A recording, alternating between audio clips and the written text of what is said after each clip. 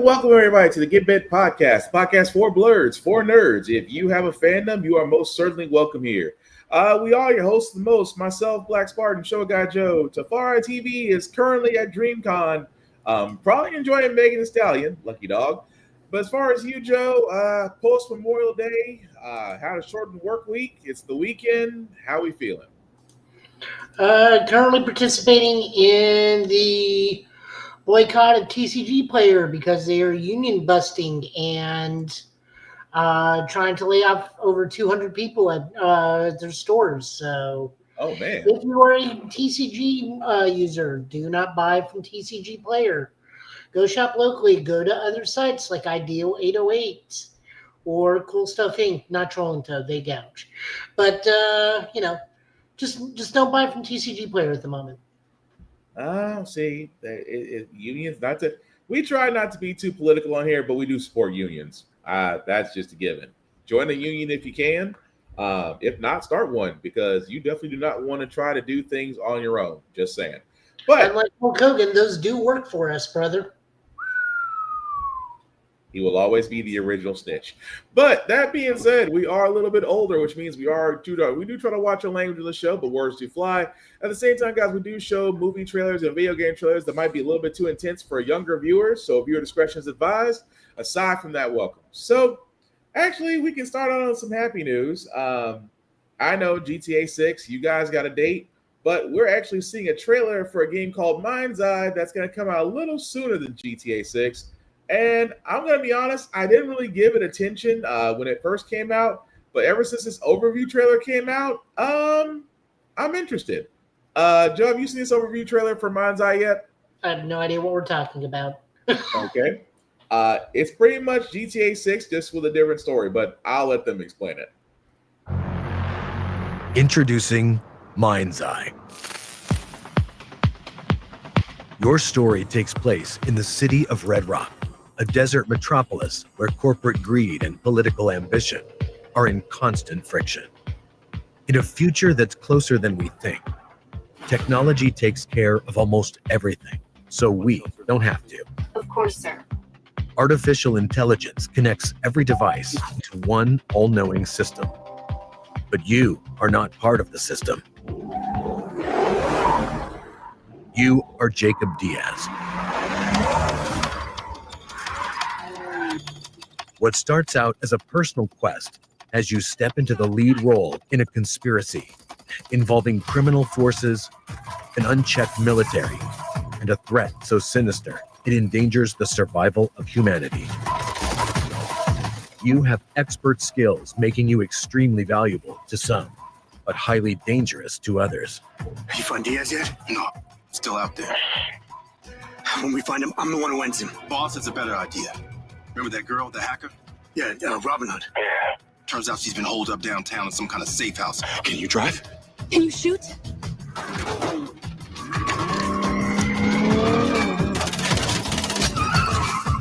As you're confronted with increasingly perilous situations, you must form unlikely alliances in order to survive. Coordinates are in the GPS. Now drive! Your talents at the wheel will be called upon as you find yourself both the hunter and hunted.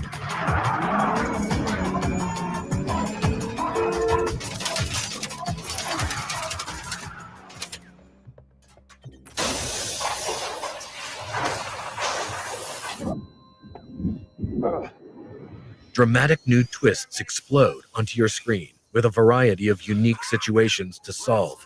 Don't give up on us! Involving protecting others, defending assets, and even making space in the stratosphere. These things don't have much fuel, so be careful. Precision is vital. Your journey means you must battle your way through Red Rock's sometimes extravagant, fortified, secret, and treacherous locations. You'll have a wide array of tools and weaponry to engage with, ranging from the conventional to the exotic. You will reactivate the Mind's Eye implant, which is fused to a companion drone, allowing you a whole new perspective and a strategic advantage in reconnaissance and combat.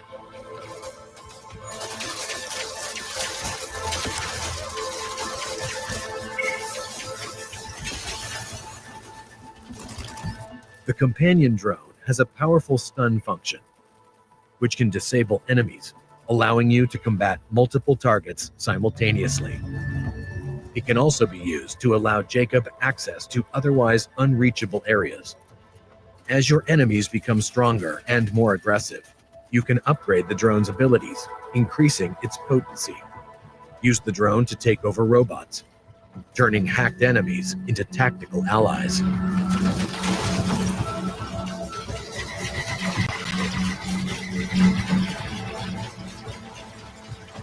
Powerful nano grenades become a vital part of your arsenal in the battle to save the human race.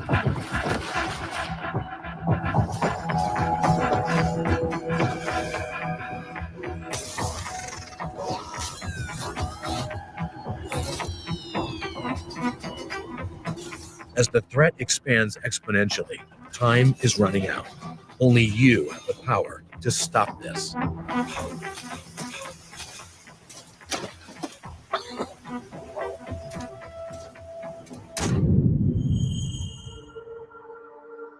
Portals. Rips in time. Mind's Eye's unique content delivery system, entered via portals in the campaign or at any time through the menu, enables access to the open world and a continuous, ever-expanding stream of new gameplay.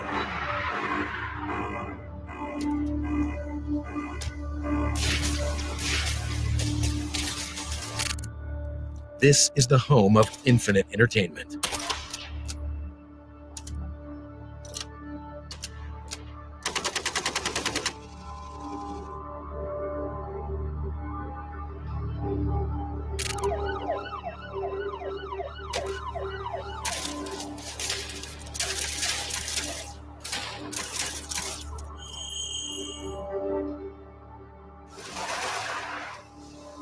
For the first time ever, anyone can build their own Mind's Eye quality missions and games, thanks to our groundbreaking, easy-to-use creation system. No need to be a professional game developer. Simply drop anything you want anywhere you like, be it enemies, vehicles, objects, explosions. We are granting you access to our assets and the superpower to make your own games. Mind's Eye players get an all-access pass to the hidden world of game creation. At the touch of a button, you can create your own shootouts, chases, races, puzzles, and places. Literally anything. We are passionate about democratizing video game development. We invite you to join us in the innovative world of Mind's Eye. Available on PlayStation 5, Xbox Series X and S, and PC. Pre-order now. All right, so that was the overview for Mind's Eye. As you can see, that has a lot, and I was not expecting that for an overview. I was about to hit the wrap it up button. Say it one more time, Joe. I was about to hit the wrap it up button. I mean, I'm not gonna lie, I was a little bit intrigued. I mean, it did kind of remind me of True Crime. It did kind of remind me a little bit of a Deus Ex.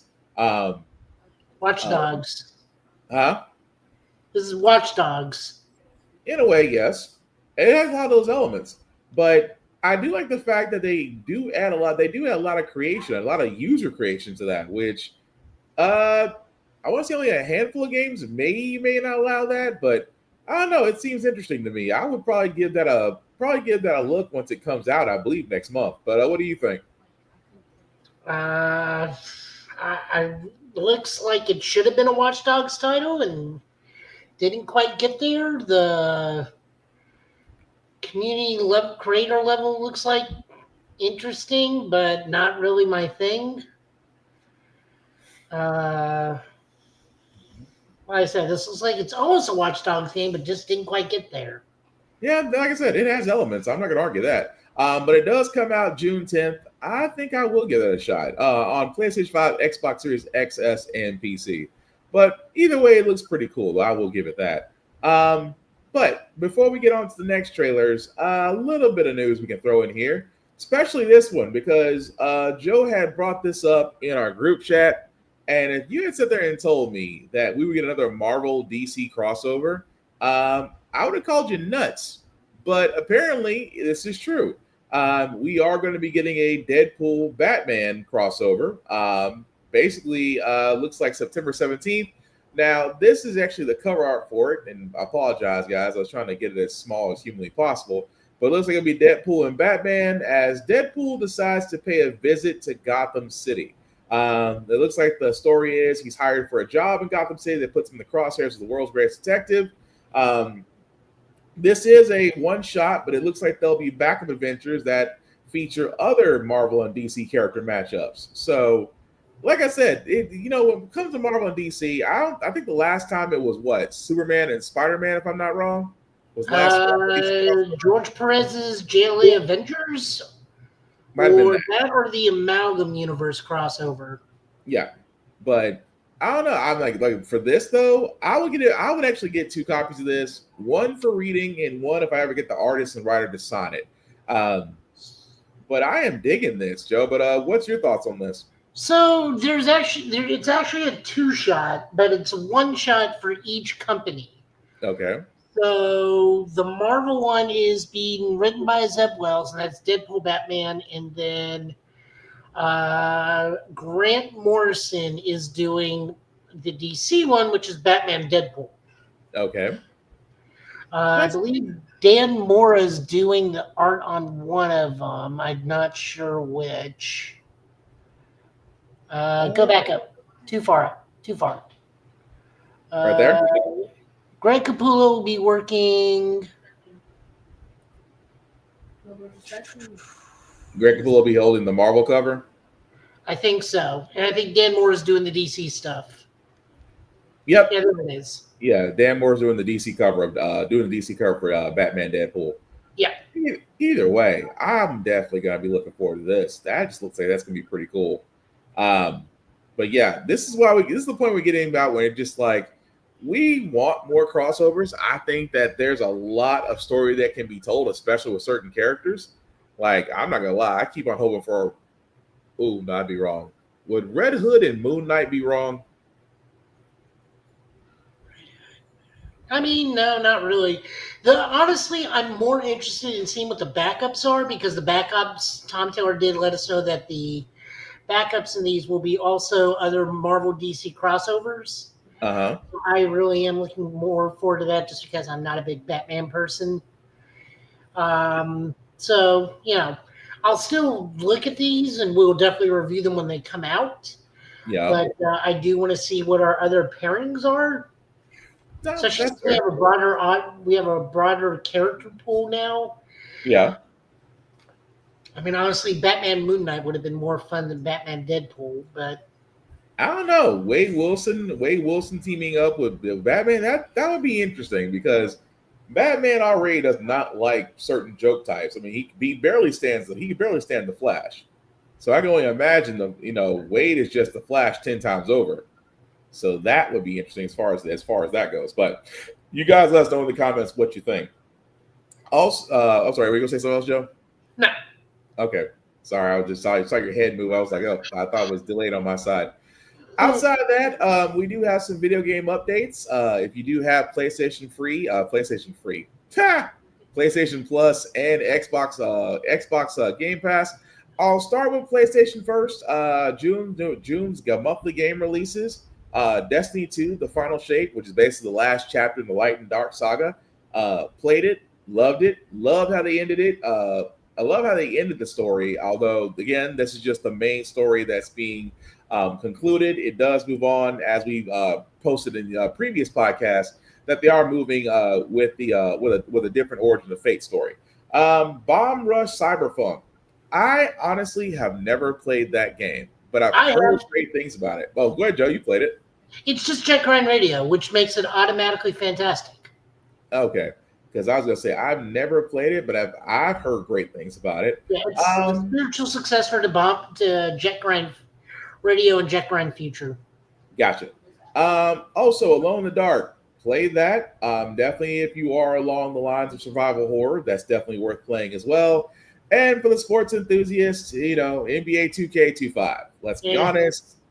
I'm not, like I said, my sports games have always been Madden, NHL, and FIFA. I've not really got into NBA 2K25. I got plenty of relatives that love that, go into the career mode every chance they get. But hey, if you do have PlayStation Plus, they are available to download until July. They'll be available June. They'll be available June 3rd. So that means they'll be available Wednesday, this upcoming Wednesday. And then after that, they'll be available until the 1st of July. Xbox. I gotta be honest. Xbox just seems to. How can I put this ever so clearly? Because PlayStation, yes, they do have some hits and misses. Xbox has sat there and said, "Oh, really? Hold my beer." What's coming for Xbox Game Pass? Monster Train 2, Tales of Xernia, Tom Clancy's The Division 2, to a T, Metaphor ReFantazio. If you have not played it, I highly recommend that you should. Spray Paint Simulator, Crypt Custodian, and Symphonia. Of course, right now, South of Midnight is still available. If you haven't played that, highly recommend that you should. Elder Scrolls Oblivion Remastered. I'm a Skyrim person. Not to say that Oblivion is not bad. Let me stress this very heavily. Oblivion is not bad. I'm a big fan of Skyrim. That's just me. Now, if they did a remaster Skyrim, I'm all over it. But again, Oblivion, it has their fans out there. And this month it's going to, and also Doom, The Dark Ages. If you haven't had a chance to play that, highly recommend it. The gameplay, the campaign is really worth it. The weapons are really fun. There is a twist to it, but I'm gonna leave it at that. If you leave it at that, because I want people to find that out. Also, what's also being added to Xbox Game Pass, Dredge and Warhammer Vermintide 2, which again, nice little first-person shooter for Warhammer. Would highly recommend it if you just want to get your feet wet into the series. So, and also Tom Clancy's The Division. I need to get back into The Division. I'm a big Division fan. I actually haven't played Divisions 2 since Warlords of New York, but need to get back into that because they're still adding content to it. But again, going back to Metaphor ReFantazio. Joe's talked about it. I think you talked about it, Joe, haven't you? Yeah, I'm still trying to find a used copy because I just can't afford to get new games unless they're discount prices. Gotcha. Because I know that's also on Xbox Game Pass. Again, I know I'm still singing the praises of Claire Obscure Expedition 33 from Sandfall Games. Still highly recommend you should play that if you have the chance, or if you have Xbox Game Pass or Xbox Game Pass PC, you can definitely play it there. But just between those two, I'm not knocking PlayStation. I mean, because again, The Final Shape, Alone in the Dark, I can understand those games. I just think that Xbox seems to be kind of hitting a little bit more out of the park with the games they release. But that's just me. Joe, what do you think? Is it just the fact that maybe Xbox is gambling a little too bit, or are they just doing better than what PlayStation is doing right now? I think they're probably breaking even. The biggest get in this bunch is Metaphor. Yeah. Like, that's just the biggest get they got. I mean, PlayStation. Yeah, a lot of, yeah. Yeah. I mean, like I said, it's still if this list didn't have Metaphor, they'd probably be a little less than PlayStation. Well, I mean, as far as releases though, because like I said, South of Midnight was great, Doom: The Dark Ages was great, Metaphor ReFantazio was great, Claire Obscure Expedition 33 has been great, and at the same time, it's like, I'm not saying, and again, I know with the cost of our game stuff going up, we have to be a little bit more choosy about where we spend our hard-earned money. It just seems that right now, I'm not gonna lie, Game Pass, especially Game Pass Ultimate, seems to be worth the monthly, seems to be worth the $21. But again, that's just me. But move right along back to trailers. We do have some new things from Tekken 8, a new character, and a surprise that is now coming to Tekken 8.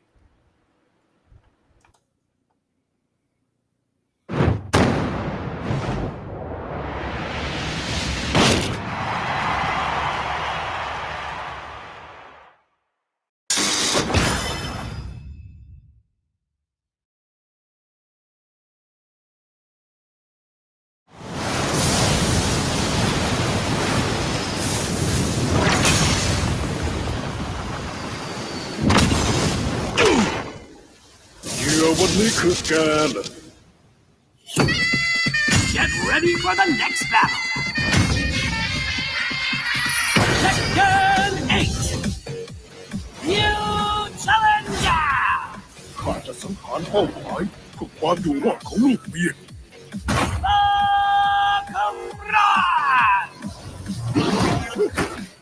Sakurai.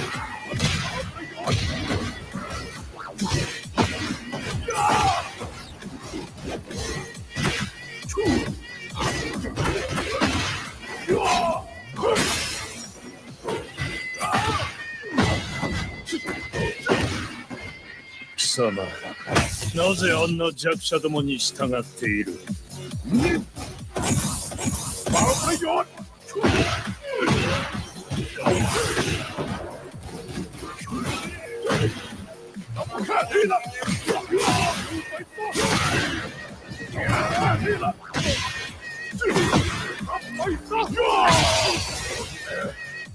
ข้าต้องทำเพื่อลูกเมียต่อให้ต้องตกนรกก็ช่าง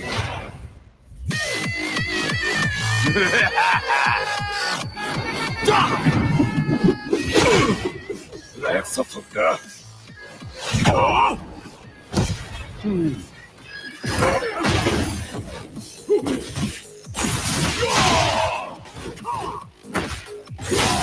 ไปวิ่งเลย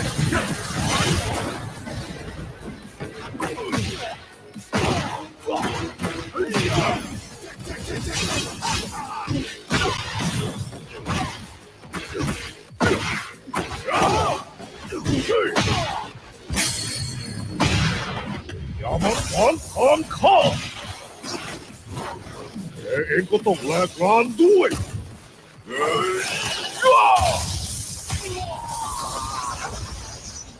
ไอ้คนบ้าสงครามไปรอในนรกก่อนครับ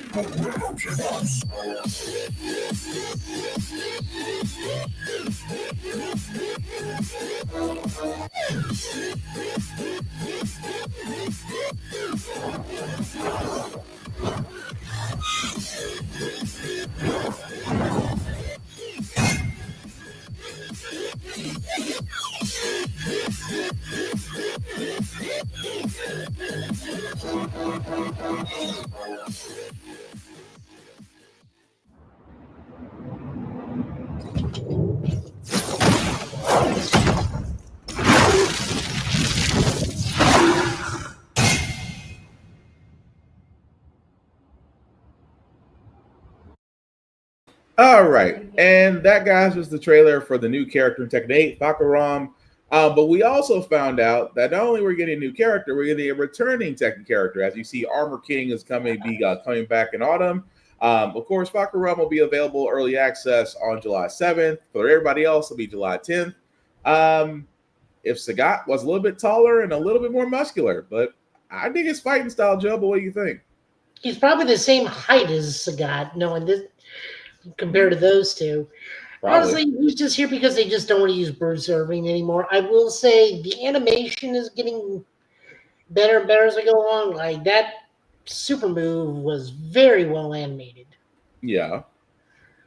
But at the same time, I'm not going to use him, but Armor King makes a return. So I can only Armor King the second. That's going to be interesting, considering the fact that grapplers unite. Which again, it's an inside joke for all those that hate playing against King because they can't seem to break grapples. It's actually very easy, but again, practice is needed. But no, I'm digging Tekken 8. I need to get back into it, but you're right. The anime looks like it's the animation looks like it's improved. Definitely that man's fighting style. I do like that. But this makes me wonder for these new challenger, what's the challenger for the winter season? That's going to be interesting because that last person is going to be for season 2. But we will definitely see. But anyway, that looks pretty cool though. But you're right though. It's him and Sagat are probably the same freaking height. That also being said, Marvel Rivals has also allowed us to see their new Eltron reveal. And I'm going to be honest, he looks very Well, let me just play it first.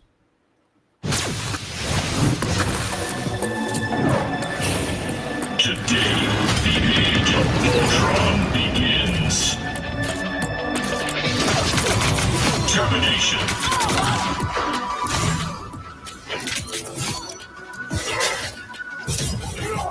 Challenge me, you animals. Embrace for action.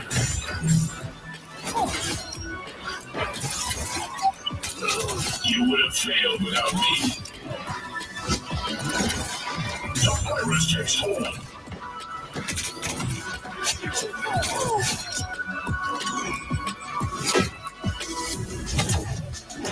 Extermination!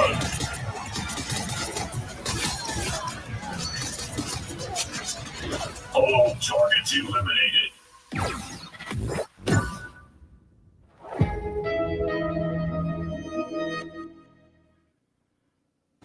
All right, so that was a trailer from Marvel's Rivals showing the Ultron. As you can see, season 2.5 will start actually as of today.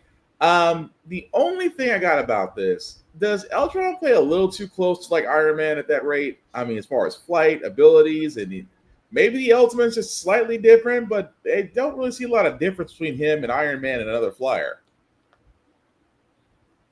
But I mean, they're all both. I mean, he's just a robot that flies and shoots. right. Pretty common. Yeah, but I was expecting maybe some differences. I expected flight. Like, don't get me wrong, I expected flight. Flight, fine, I get that. Projectiles, again, I get that. But it's almost like you just took an Iron Man skin, you took an Iron Man template and said, here, let's throw an Ultron skin on top of it. It doesn't quite. It could be just me. I could be nitpicking though. I could be. Because I know Chad is behind me, probably playing Marvel Rivals right now with Ultron. So I wouldn't be surprised. Oh, you're playing Fortnite. That's going to change. I saw that one coming. Everybody saw that one coming. But no, what do you think of Ultron being added to Marvel Rivals, Joe? I mean, it's fine. I mean, it's basically Hellfire Gala meets Age of Ultron. I'm just curious what they're going to do moving forward. Is it going to be Cyclops and Jocasta? Is the Cyclops going to be a different version of Ultron? Because there are different variants of Ultron, and their abilities vary depending on what variation of Ultron it is. Yeah. So, I mean, I hate to tell you this, but if it's Cyclops, he's going to move around and shoot. Again, I can live with that to a certain extent. I really could.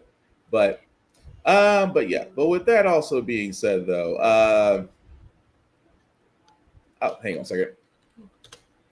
But with that also being said, though, I'm glad you brought up Jocasta, because actually, I was sneakily giving us a segue. You subtly give us a segue. You subtly give us a segue. Subtly. With that being said, we do have some news from Vision Quest as Jocasta has been casted. Tina Miller will be playing was she the bride or was she the wife of Ultron? I can't remember. No, she is the wife of Ultron, made using the brain patterns of Janet Van Dyne. Okay. Which is why it's so weird, because he's technically making his wife from his mother. Okay, because I was about to say, because I couldn't remember if she was the wife or the bride. I couldn't put my mind on it for a second. But yes, Vision Quest is still moving forward. I know for a lot of people, shows like Vision Quest, Ironheart aren't getting a lot of advertisements, if you will. But this one is actually pretty cool. I'm going to look forward to Vision Quest because I want to see what they do with him post White Vision. Because for everybody who remembers from WandaVision, Vision and White Vision seem to have a Ship of Theseus issue, and then he took off. But yes, Jocasta, for all those who don't remember, or if you remember from Civil War, that was one of the AIs that was Tony was going to choose, and then decided to go with Friday. So people are wondering where that came from. That's also there as well. But she did eventually did become a wife of Ultron, turned on him, and actually I think joined the Avengers for a little while. Mm-hmm. Technically, she is Wanda's mother-in-law. Yeah, which is weird. Very freaking weird. No, not as much as the fact that she's based off technically Ultron's mother, the Wasp. True, but but this looks pretty cool. Like I said, with Vision Quest, I want to see where they go with it. I do want to see more of Paul's vision. I still think that's great. I still think there's a lot of area they can cover if they've done it correctly. I think the MCU as far as television series can still be explored. It can still, I mean, they don't have to.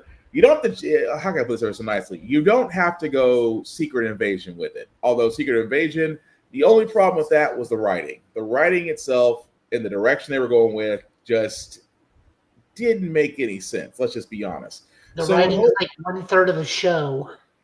I mean, true, but the direction is what made it. It didn't work. That's the best way I could put that. It just didn't work.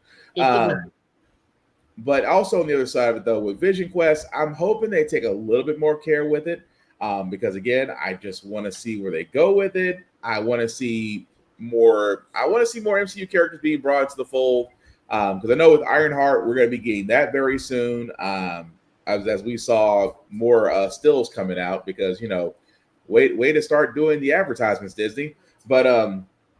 But yeah, it just looks like it's going to be. It looks like I said, I can't knock her. I think she would make a great Jocasta. But what's your thoughts on it, Joe?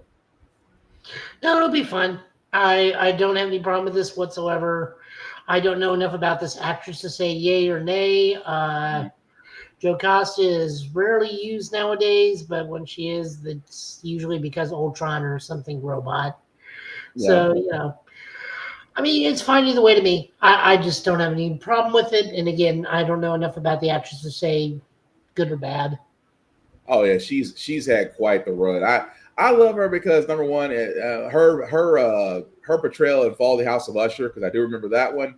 I never watched the Haunting of Bly Manor, although I've heard great things about it. But I definitely did see her in the Fall of the House of Usher, and again, she's a wonderful, wonderful actress. So definitely be looking forward to that. Let us know what you think in the comments about the casting, and should Marvel kind of step it up, because these shows are getting more and more exposure, and at the same time, we're not getting a lot on the back end. But before we get to our last trailer, I got a bone to pick with EA. And what I mean by that is, if you've been under a rock, this was actually announced earlier this week, that we do know we were going to get 2 Black Panther games. This was supposed to be a standalone game by Cliffhanger Games. And of course, the other one, Marvel 1946, still out there, pushed to next year. It's completely fine. Until EA decided that not only are we canceling the Black Panther game, we are also going to be shutting down the developers, Cliffhanger Games, and laying off a certain number of people. So I looked into this. This is apparently comes for that old that Marvel deal that we got during the leak. Yeah. Where it's supposed to be 3. They got 3 licensed games: Black Panther, Iron Man, and an unannounced Marvel game. The studio was made from people that made something recently. But they were a cobbled together studio from a previously made game. Yeah. So more than likely, I keep forgetting. EA makes Call of Duty, right? No. That's Activision. Activision. Mm-hmm. What does EA make normally? Is it the sports games? Yep. EA corners the market on sports games. All right. Well, then I don't know if they're losing their jobs or if they are. I mean, the studio is shuttered, but I don't know if they're being terminated, because I think EA has that work placement program where they find other spots for people. Yeah. So that just means they'll probably be shuttered back to the 2K mines to make Madden and FIFA for the rest of their lives. Well, don't get me wrong. This is where I sit there and I say EA's problem has always been greed. Like the moment they knew they could do career modes, and again, I'm not knocking. And again, for all those that play the NBA 2K, NFL, NHL, the college football games, you know where I'm going with this.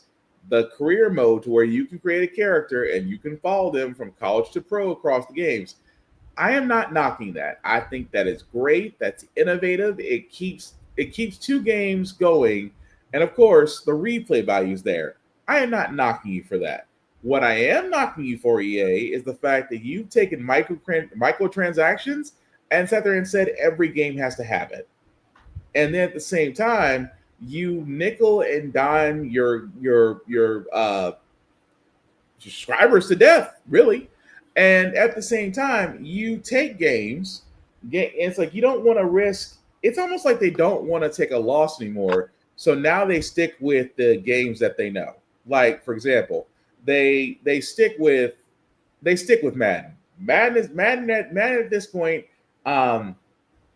is probably the only football game out there outside of previous games that have already been made that still resonate with people. Same way with NBA 2K, same way with NHL, same way with FIFA. I mean, unfortunately, Electronic Arts, I will give you guys credit. You guys have literally covered the market. Hey, Captain. You're muted. Either you're muted or I can't hear you. One of the two. Try again, Chris. That's it. Let me see. Nope, still can't hear you. The volume is very low.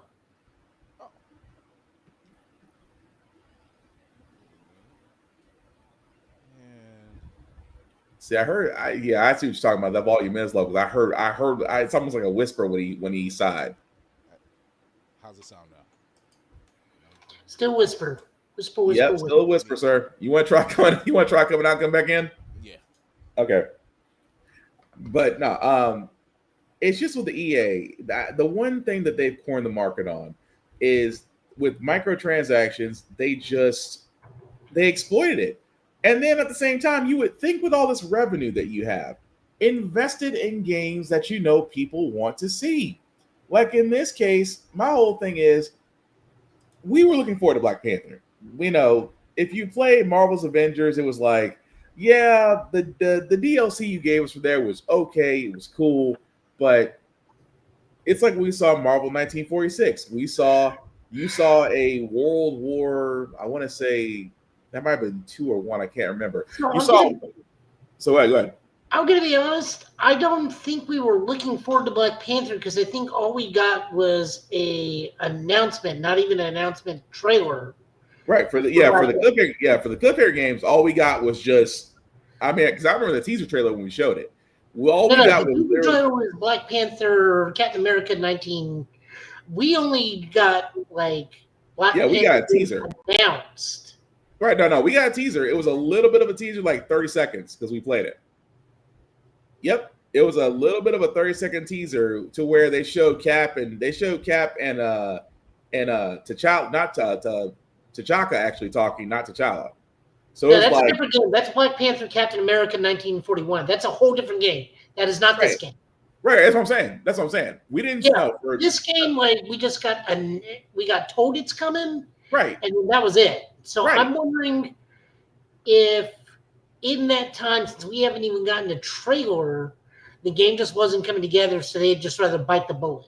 Yeah. Oh, yeah, you're right. We never got a trailer for Cliffhangers games. Right. We never got a trailer for that.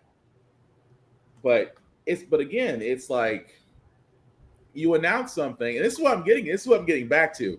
They announced something like a Black Panther game, something that, okay, cool. You're taking a chance. We want to see what it's about.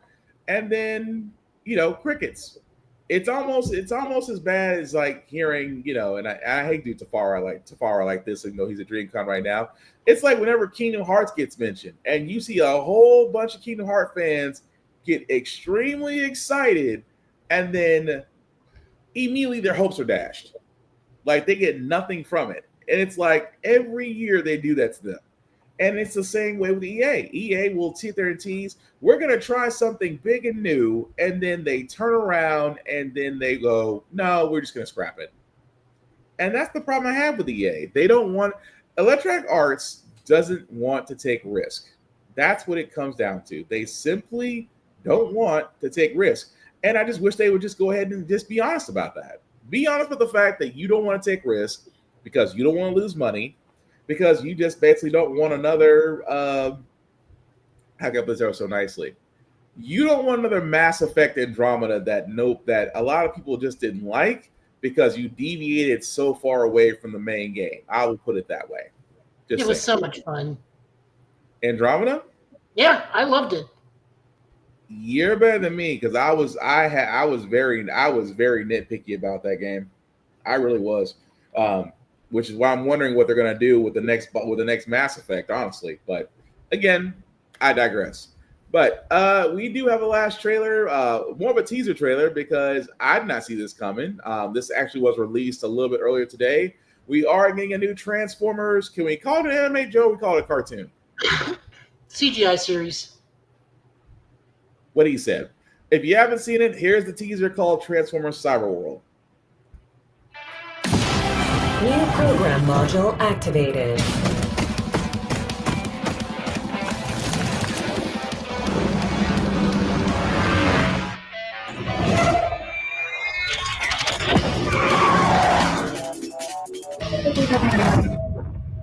Please enter challengers. Commence program in 3, Till all 2, are one.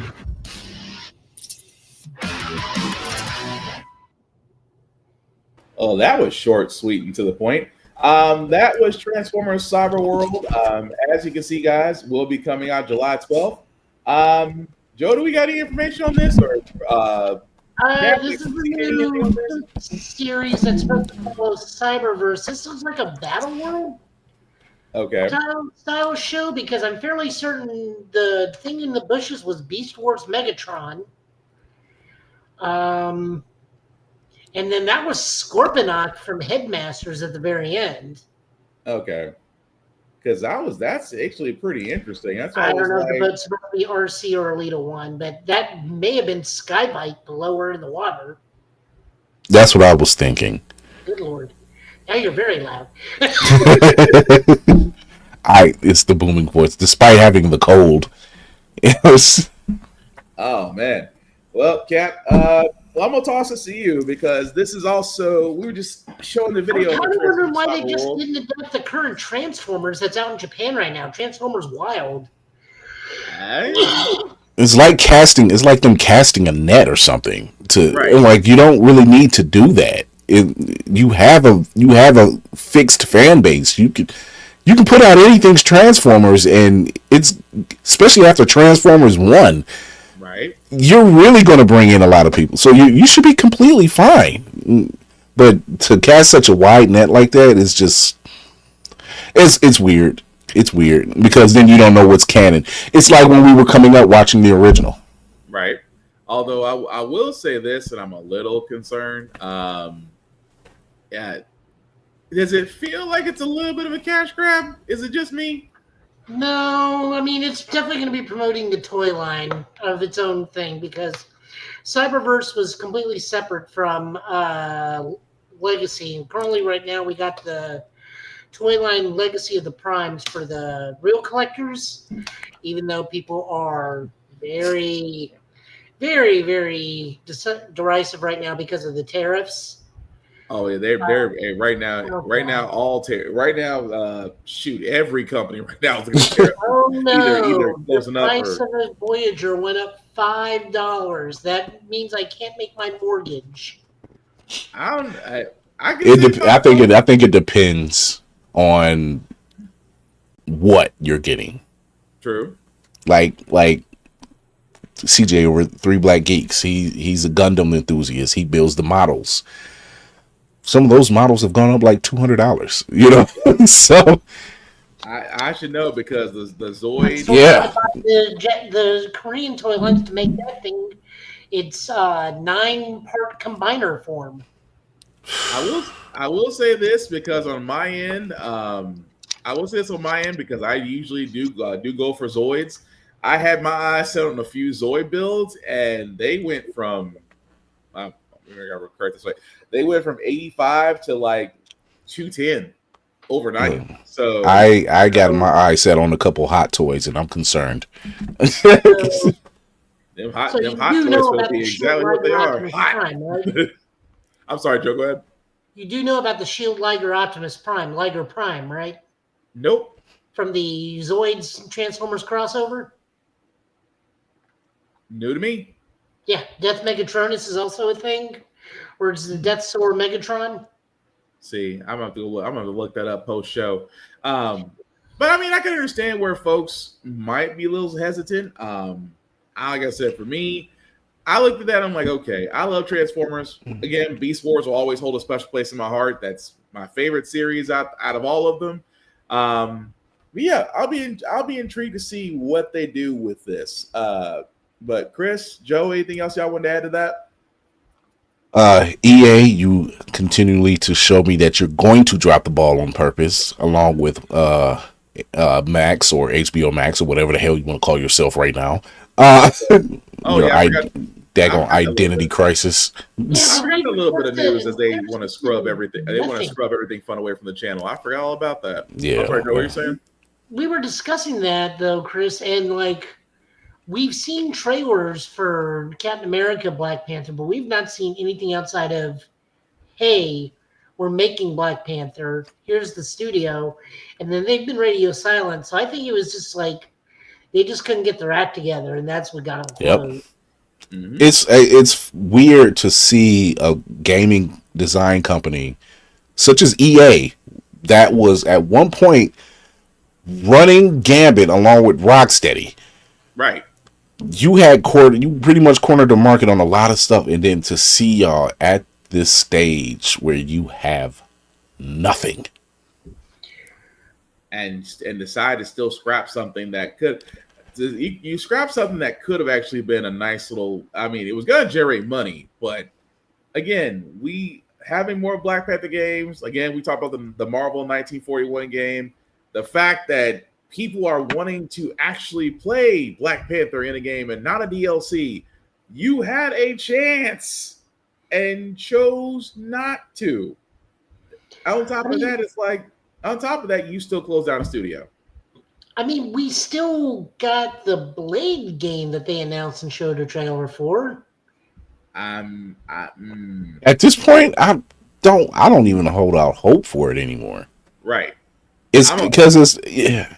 No, go. But it's a wave of that. We've been seeing this within the past 5 years.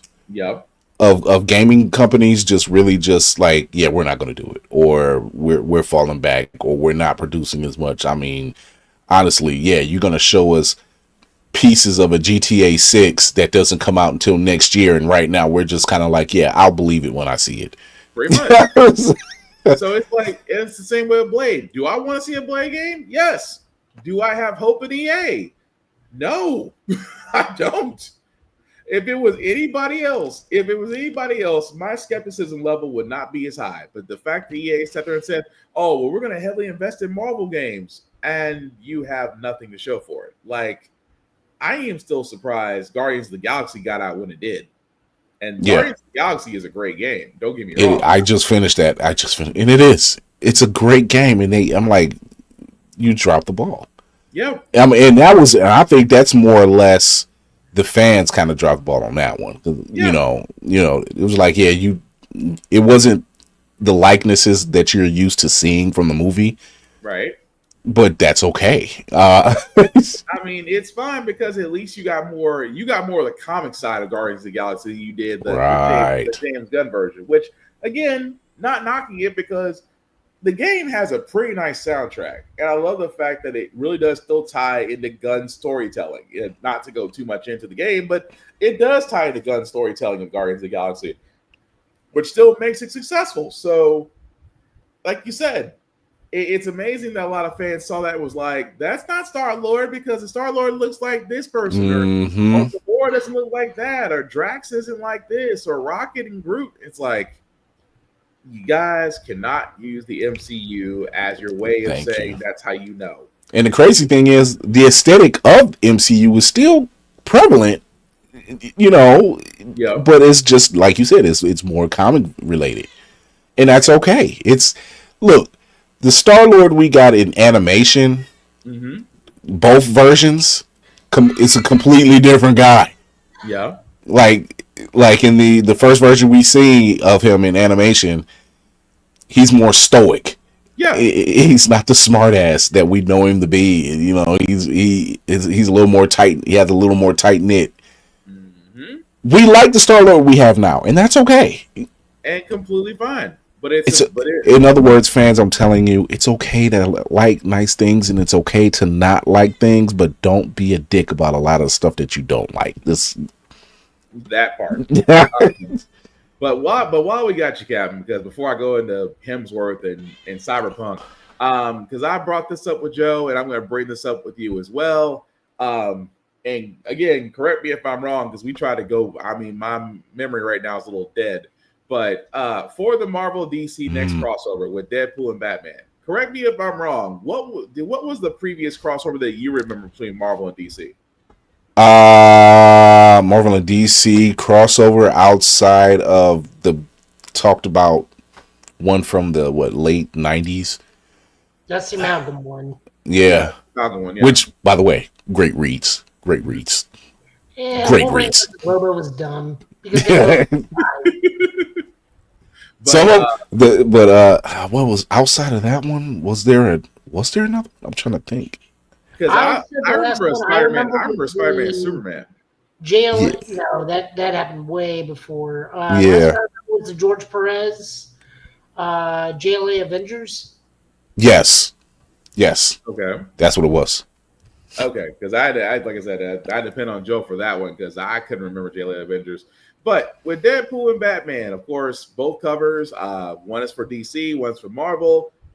What do you think? This is the first. I can't remember the last time a crossover was attempted back then, but this is actually going to be coming out next year, sir. Your thoughts on this? I'm wondering if it's somewhat canon because what Batman is wearing is what he's going to be wearing in his new series. Yeah, back to the blue, blue and the blue and gray. Blue and gray, yeah.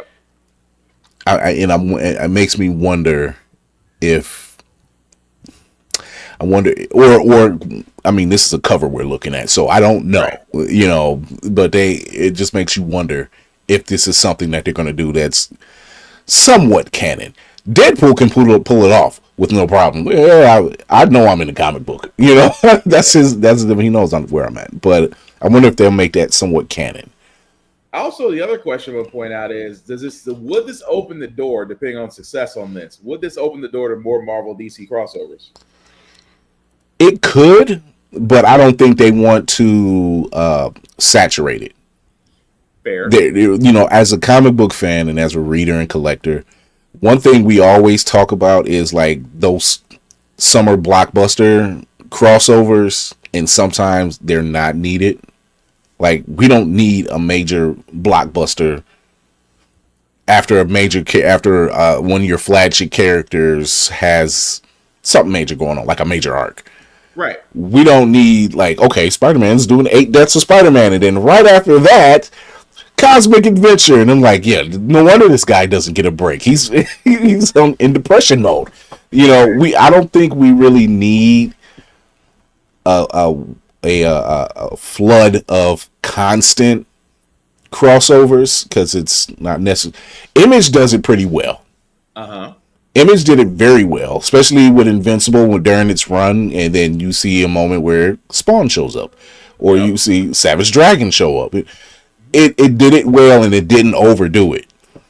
Because it was, even though it was the same house, but still, they didn't overdo it was different universes. They didn't overdo it. So I think if you have something worthy of it, like they're doing this Deadpool and Batman. We just finished Godzilla running amok in the DC universe. So I don't know. I don't think we need it all the time, but if it's a good story behind it, that's fine. Fair enough. I'm the same way. I'm like, I want to see it. I want to see it treated more like a special event, like the Hellfire Gala. Yeah, I would like to see it treated that way, because then that way, like you said, you're not oversaturating it. It's once a year. It's once a year for people to say, you know what, I would love to put these two characters together and give them a one shot. Can't hurt. Batman versus the Ninja Turtles. Yep. I never would have thought it, but it turned out pretty well. I mean, So Ninja Turtles and we- Naruto. So That we still just threw know me that off. generic Miles Morales is going to team up with Static Shock at some point. That's another perfect example. Perfect example. And that would sell. Yeah. That would Oh yeah, sell. no, I'd buy that.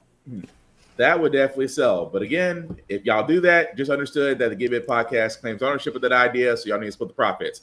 That being said, Tafari, again, our third man, who's currently still at DreamCon right now, did send 2 pieces of information our way, and I want to make sure to get that out. First, pictures, because apparently he is the man, the myth, the legend, as he did take the picture with the dust guy.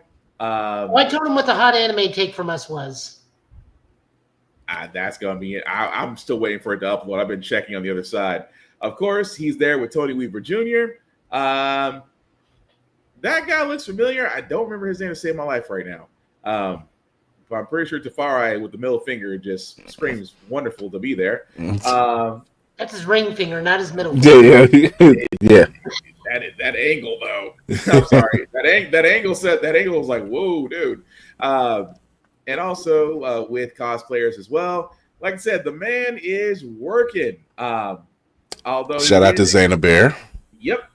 Who's also there as well. But yeah, and also he pointed this out, or I should say, Chris, you pointed this out as well. I just toss this over here that there is news from that's actually live as well. So let's see what Megan Thee Stallion said. I like that. I'm excited. We excited, right?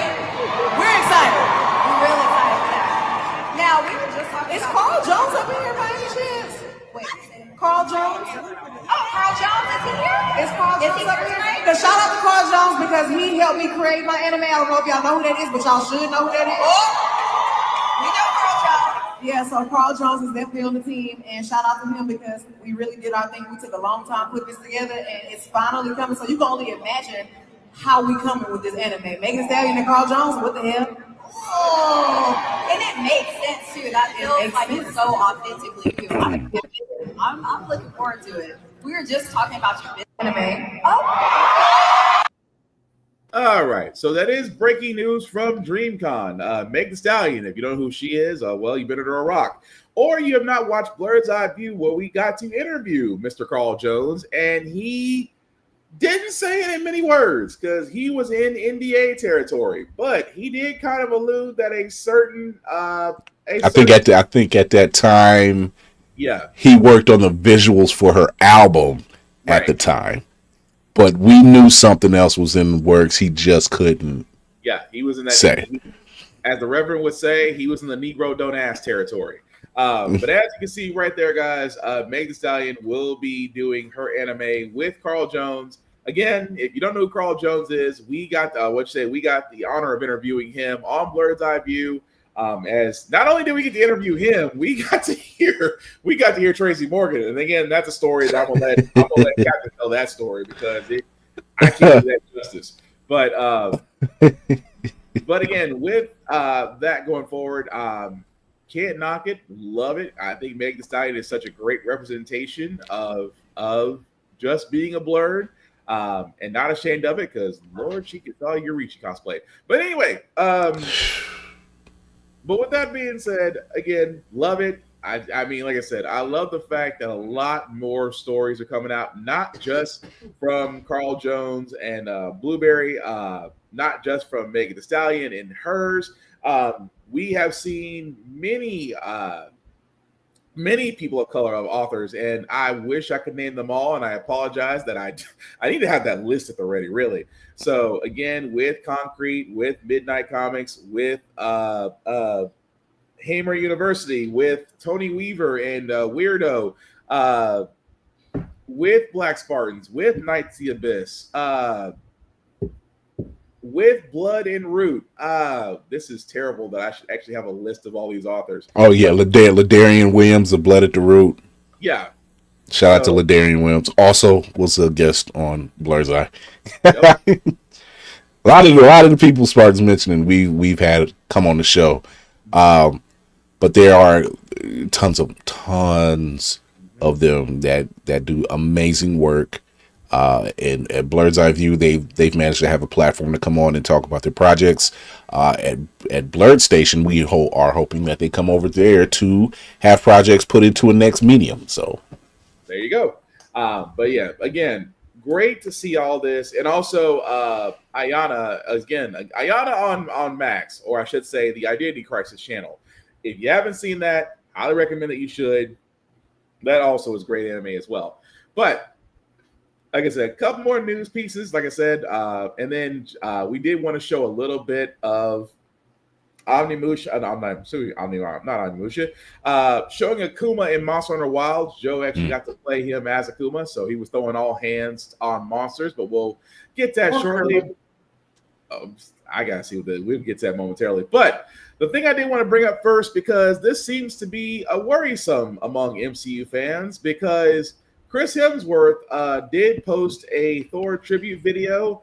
And also people are worried that Avengers Doomsday may be the last time that he dons the cape and the hammer. Of course, we all remember Love and Thunder. We all wish we could forget Love and Thunder.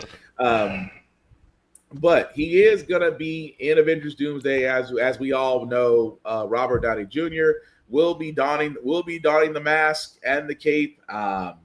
And we do know a handful of former Avengers will be in this movie.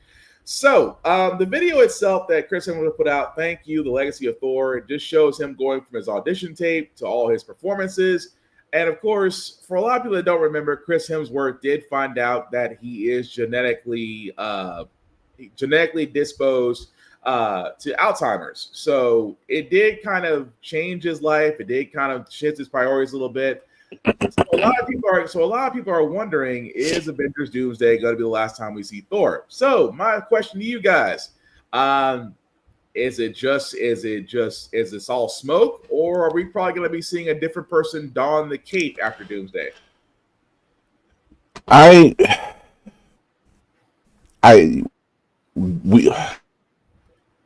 how do I put it? That's what I said.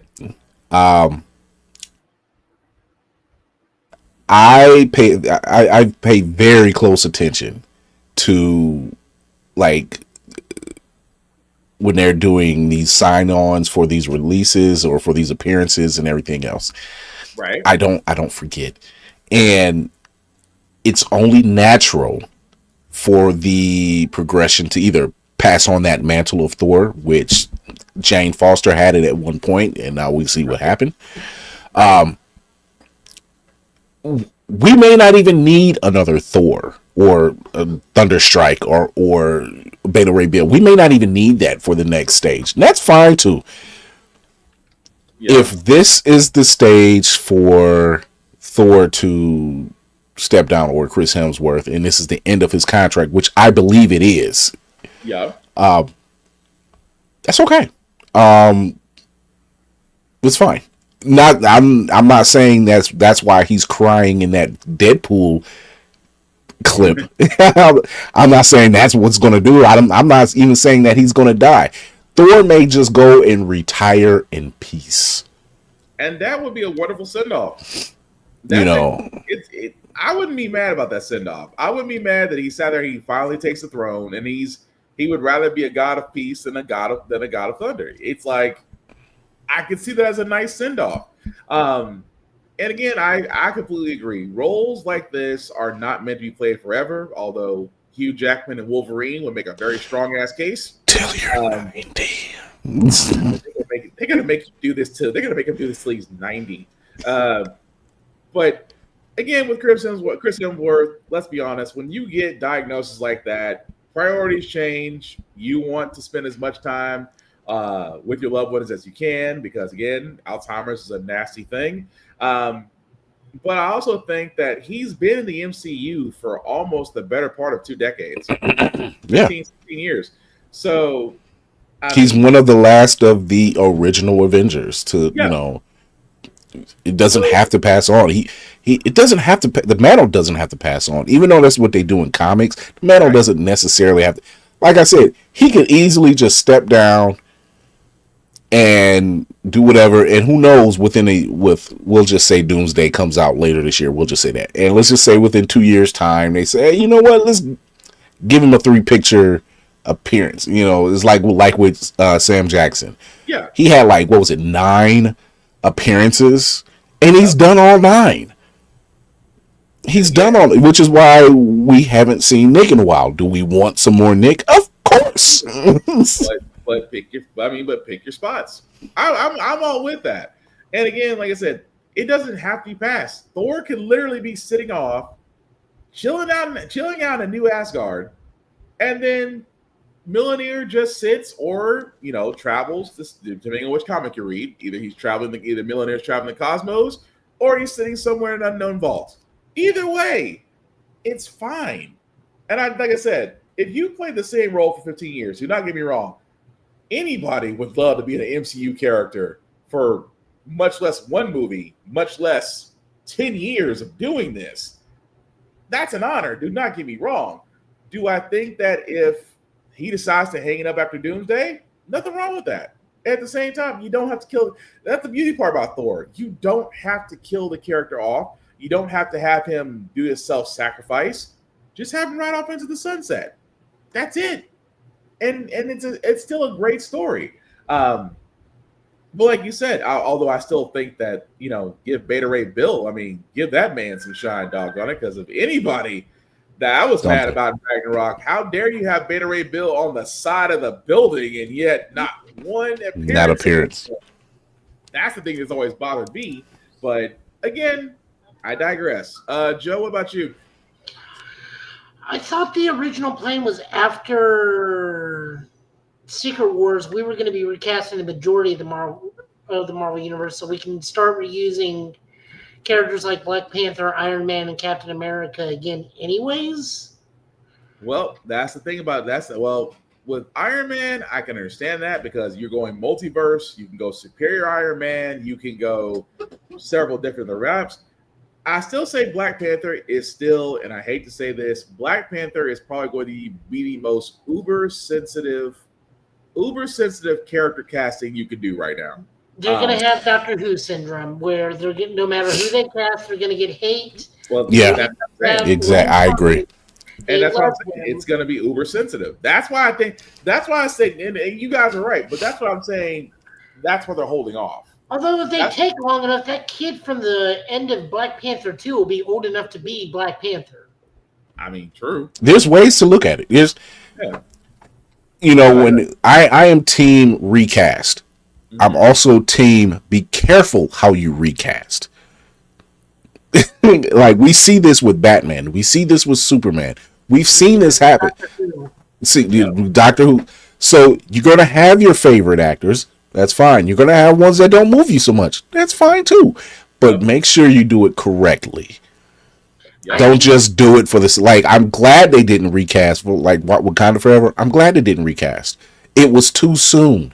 Yep. The people that don't understand how movies work, like filming schedules and everything else, there is no way there was going to be a recast and you still be able to have the same chemistry, the same vibe. It's not going to work. It was too much going on. COVID was in the air.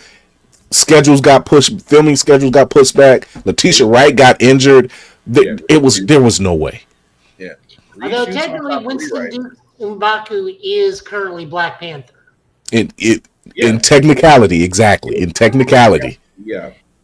But no, it's like like I said, I'm also the same way. I do want to see Black Panther does get a recasting.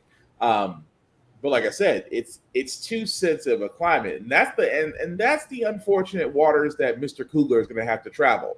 Now, again, I have full faith in his ability. Hey, 9 films. 9 films right now. Yeah, I have full faith. Knocked every last one of them out the park. Yeah, I'm good. He's solid. Of course, with Centers crossing the 300 million mark, so it has done exceptionally well.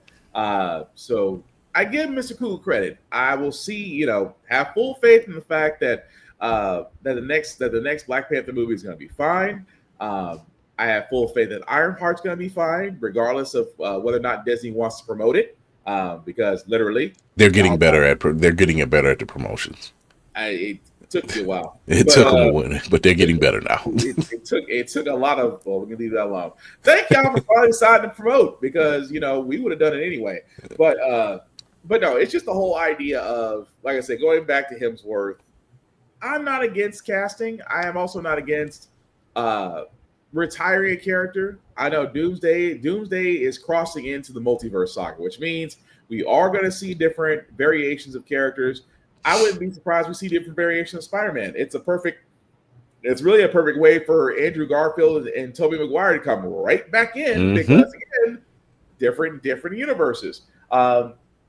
It's also a perfect way to introduce Fantastic Four. Again, different universes. You can actually get the Council of Reeds literally in the multiverse saga. You can get the Illuminati in the multiverse saga.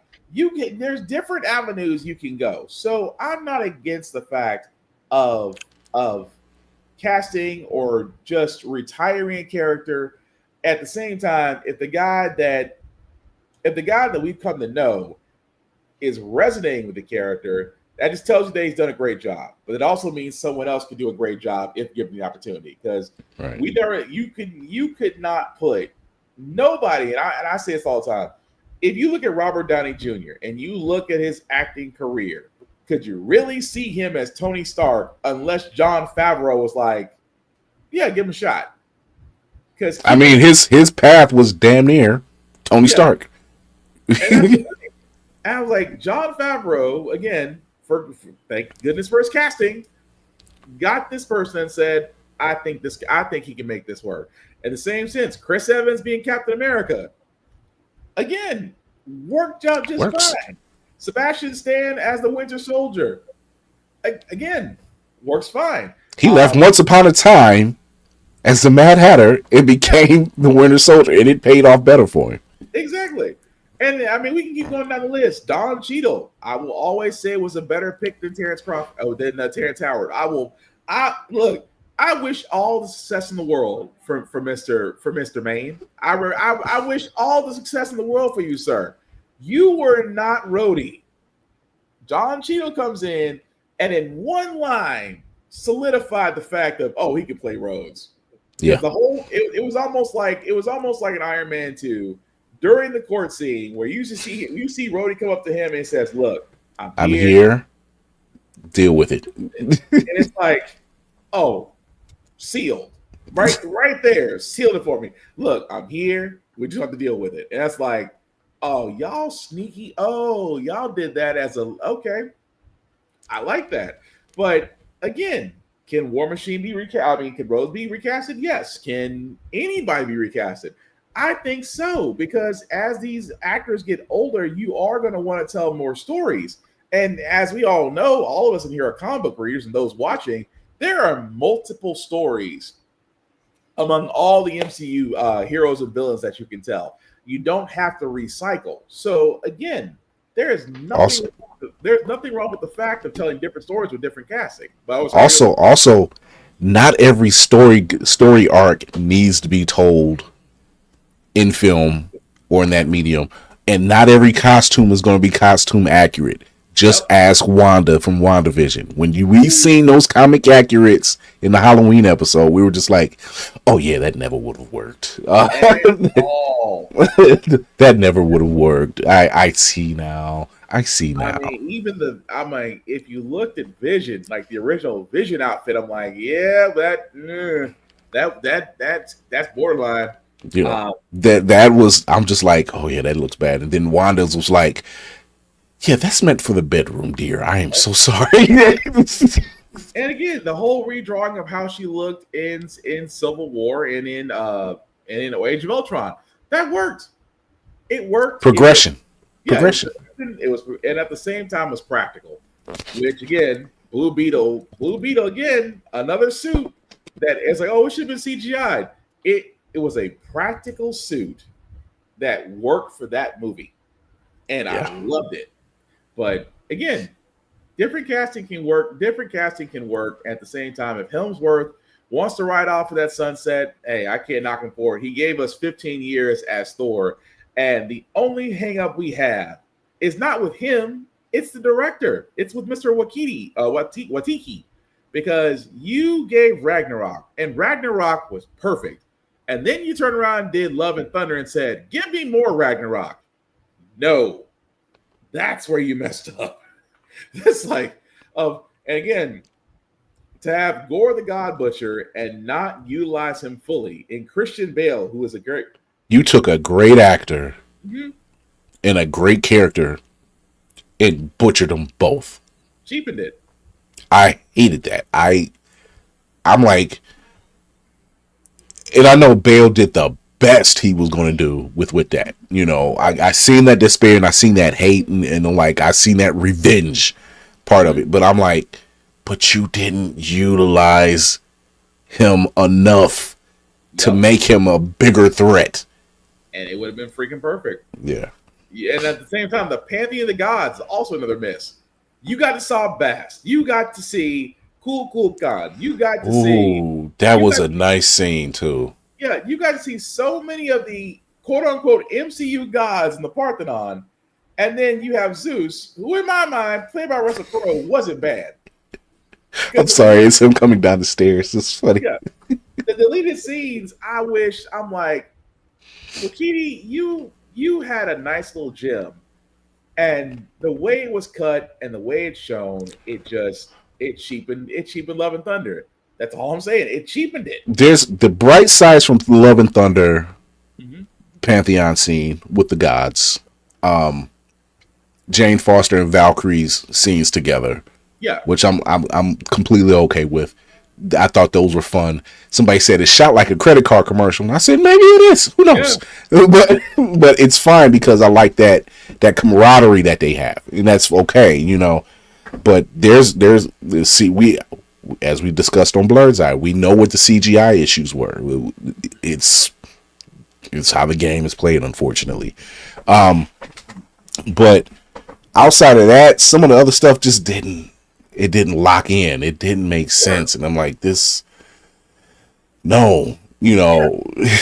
It didn't work at all. And that's just being honest. It did not work at all. But again, like we said, nothing wrong with Chris Hemsworth hanging it up. And again, he's done more. And I say it's not just him, but anybody who's actually played a role in the MCU. You have directed more people to read comics. And that was the whole thing that I really hoped a lot of people took from that. That yes, the movies are entertaining. I should know, like Captain America: Brave New World is on Disney Plus right now, and it's still going to be directing people to go read the comics. And of course, we got the Steelbook. Like I said, I know DVDs are starting to become like pirate treasure at this moment, but it's still directing people to read comic books. That was the whole goal. Like, there's so much more story in these comic books that can be read. So, again, give that man his credit and his flowers. Can't knock him if he does want to hang it up or not. Or we might just see him in the next Avengers, for all we know. Because here's another thing. Go ahead. We are living in a time where the actors are playing the characters at longer durations than we did before. Yeah, we didn't get this long duration. We got a long duration from Christopher Reeve, but not like 15, 20 years. Right. We didn't, Michael Keaton, when he came back, that solidified it. That locked it in. You just reminded me of something. Keep going. Michael Keaton, when he stepped back in the bat suit, that locked it in. Kevin Conroy voicing Batman for over 20 years, along with Mark Hamill voicing Joker for over 20 years. We are living in a different time where some fans are just too spoiled. Yep. And they're not appreciative of there's an art form to this. And I'm glad you said spoiled, because damn you, James Gunn. How dare you drop this behind the scenes?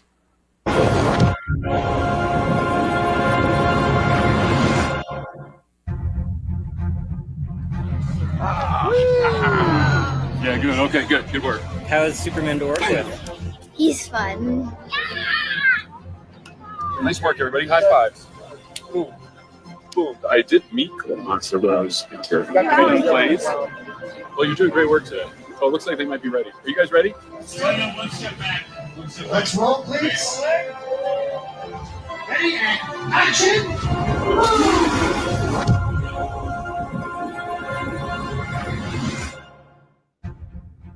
All I can say is James Gunn. Now, of course, this was released by Superman and Warner Brothers, but again, Superman Legacy, and this is the B stuff.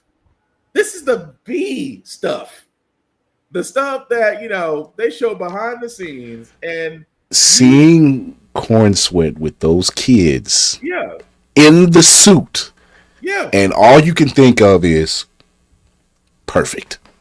And that's what it's about. And this is why I say Gunn. In Gunn we trust. Do not get me wrong. You are doing so far great with Gods and Monsters of Chapter 1. And I would be remiss not to sit there and say I hope for the month of June to go by so July could hurry up because I want to see this movie. But my God, sir, if this is just the B side, the stuff that will probably make it to DVD and steelbooks, I can only imagine the movie. And it's gonna be hitting the fields on all ends. That's just me.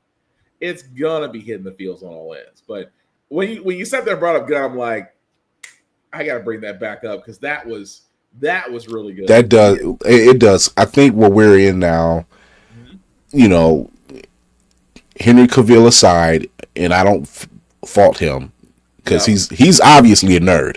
Yeah. We just know that version of that entire DC universe was not what we wanted. It was outside of Affleck's Batman. It's not what we were looking for. It's too dark.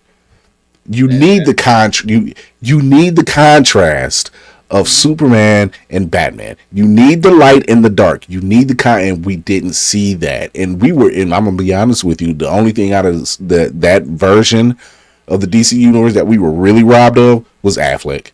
Yep. We were robbed of that. And the thing about it is, I say this all the time, Snyder is a great visual art director. He is, 300 was great. Sin City, Dame to Kill For was great. Sucker Punch, visually great. Story sucked, but visually it was great. He's a great visual art director, but a CU builder, he is not. You can, and again, not to beat a dead horse, the only problem that we had was that you tried to build a CU in one epic movie, and a 4-hour movie does not work. It does not. It doesn't. Work. It doesn't. And like I said, I'll harp on the Affleck thing. The fact that we have, out of that universe, we had 2 amazing scenes. Mm-hmm. One is in Superman versus Batman when the warehouse scene, great. To this great scene, scene. And then the scene in The Flash, great scene. And both Batman in The Flash, great scenes. So it was just like we were actually. I'm like, where was this? This is what we were asking for, right? We were robbed of that. I could go in diatribe of. We could, because we could have had a Batman Beyond. We could have finally had our Batman Beyond movie. I'll say it. Mm-hmm. We could have. Keaton to this day still like there, right there. See, here's the thing: when you have one of the original Batman that looks exactly almost on par, if not similar to Wayne in Batman Beyond, and every time they ask him if they actually come back for Batman Beyond, would you do it? Absolutely, 100%. I'm waiting. It's like I'm waiting on them. And here's the thing: that man has been asked that question so many times. He's like, my answer is not going to change. He's like, my answer's not going to change. It depends on them. At the same time, I'm not saying Gunn. You have a great Grant Gustin, still in great shape. He still can do the Flash. People would rather prefer him over the person we will just simply not name on this show. You could recast the Flash. We already know that we're getting a great Mr. Terrific. in Superman and in the comics, which we'll get to momentarily because that was a great year one of Mr. Terrific. We already know that we're going to get a lot of great casting, including Mr. Bold Cut himself, Nathan Fillion as Guy Gardner. So we are going to be getting a lot there. Do I think that maybe Gunn is waiting past chapter 1 to finally go back and say, let's revisit this Batman Beyond thing and let's actually give it a proper story? I would even go far. I won't even say, well, I won't say television series. It really does deserve a movie. It deserves a movie. It does. It does. Because right now, the Penguin, we're not sure. We're not sure if the Penguin's going to get a season 2. Honestly, it really doesn't need a season 2. Matt Reeves has stepped down from the next Batman scheduling and everything, so we probably won't get another Batman 2. And we might not get another Batman 2, and I think that's a shame. Robert Pattinson, surprisingly well. I went on my apology tour. I apologize to the Sparkly Vampire. You can do You can do Bruce. You can do a year 1 Bruce Wayne. You can do a brooding Bruce Wayne that is still figuring it out. I apologize profusely, sir, for my diatribe on you and being a Sparkly Vampire. They paid you. I get it. You're not that Sparkly Vampire anymore. So my apologies, sir. I still think that, with Matt Reeves stepping down, though, I'm like, dang. I mean, Colin Farrell doing a one-shot of the Penguin, that whole story from all 8 episodes is all we really needed. That showed us exactly what the Kingpin went from. He went from trying to do it, trying to build it piecemeal to he realized he's just going to be true to his nature. Although, oh boy, at the end, though, that was messed up. But again, it makes sense. So I'm not knocking it. I'm just saying, Gunn, it's there. Time's a wasting. That's all I'm saying. But really quickly, the last 3 things before we get to our comic books pull. Cyberpunk 2077 is getting a sequel, but I need to explain this because a lot of people are getting way too happy about this.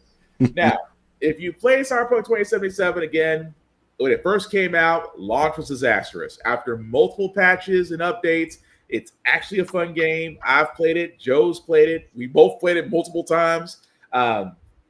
Love the Phantom Liberty DLC with Idris Elba, and again, that story itself was nuts.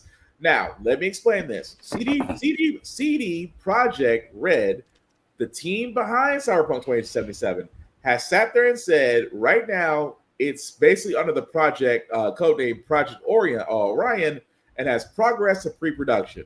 What does that mean? Pretty much, we're in the drawing board phase, which means it's planning out, it's figuring out what it's going to be, how we're going to go about it, what's the workflow, what's the story, the coding, and all that stuff behind it. That's pre-production. So if you're expecting to hear something at Summer of Games next Friday, you're not. We might get a news bit, but we're not going to see anything. If GTA 6 delays again, which it probably will, I guarantee we may get this before we do GTA 6. Oh yeah. Oh, we will. We will wind up getting. All of. What was I going to say? We're going to wind up getting all of Dr. Stone before we wind up getting GTA 6. Yes, we will get all of Dr. Stone. At this point, we'll find the One Piece before we get to GTA 6. Yeah, but with Cyberpunk.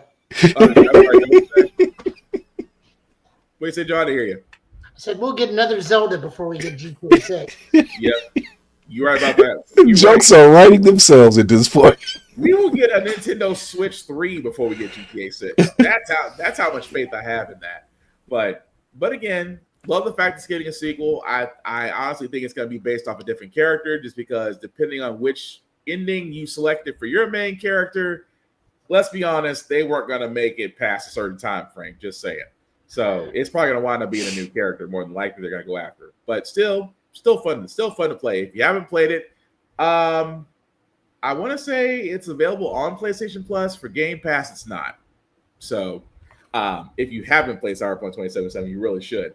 Now, before we get to The Last of Us Season 2 finale and then our comics, Joe, you had the wonderful idea to play Akuma in Monster Hunter. We got one more trailer. Oh, we do? Yeah, the King of the Hill trailer. That was a trailer? Yeah. That was the opening for the new show. Oh, give me And a second. there's some eye-opening developments on that trailer. Boy, oh boy. You gotta play that thing back like at half speed. Yeah, you do. Just turn the sound off. It gets creepy. The music gets creepy at half speed. Play it normally first. This is why I have pause. This is why I have trust issues. All right, hang on. So, okay, I got it queued up. So you said play it with the sound first, and then afterwards go back. Normally first, then go back and play it half play it normally first. Okay. All right, I'll play it normally first.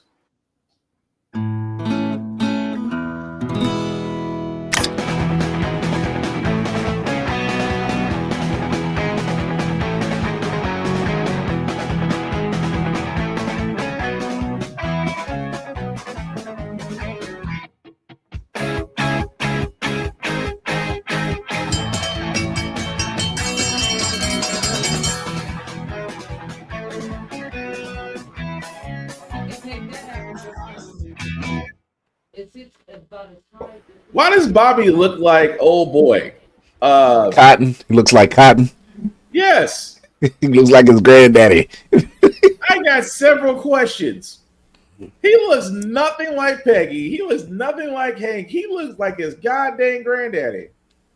There are some things in that trailer that Go ahead.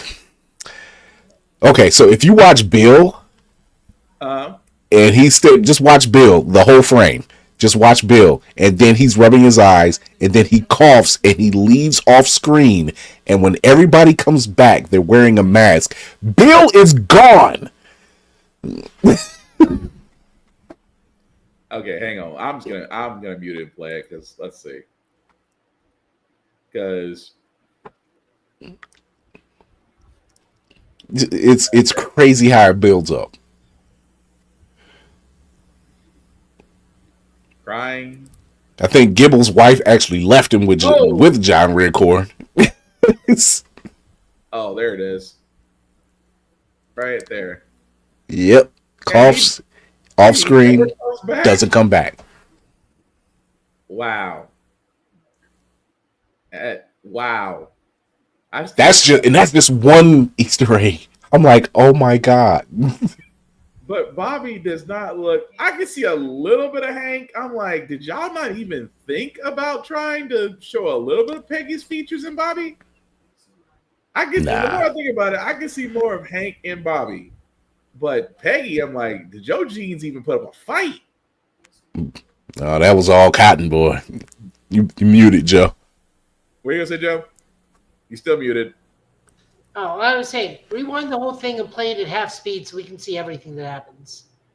Okay, hang on. Like I think Dale's wife got in a Jeep with John Redcorn. She doesn't come back. Oh, yeah, she finally decided to sit there and be honest about it. Yeah. The headache problem for almost a decade? Yeah. Like that's happening. Boomhauer walks off with a family, and it's because the original voice actor actually passed away. So yeah, that might be their way of kind of a send off. Yeah, that's still crazy though. And then they got. I don't know who this character is. And they didn't stay long. He did. Yeah, he's there long enough, and then leaves. And then then Hank comes back. So I think that's a new thing for them. Is that's they sold the house, he bought the house, and now he's renting the house back out to them. Interesting. Well, I guess we'll know come August the 4th, as it'll be on Hulu Plus, Hulu on Disney Plus, I should say, because Disney owns everything. Still, I was gonna say Bobby looks like Guy Fieri for a second.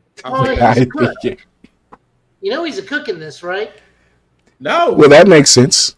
Hey, I'm gonna be honest. He's a Mexican Asian fusion chef. Okay. Confirmed. Okay. I guess he did right. because I was going to stare and say, because no, I'm gonna be honest with you, I know next to nothing about the new series as far as because I was worried about how they're going to do certain voices because again, certain actors have passed away, so I didn't know. I honestly did not know spit about the new series. They got the guy, Toby Ross, who was the original voice of Khan, is now going to be the new voice of Dale.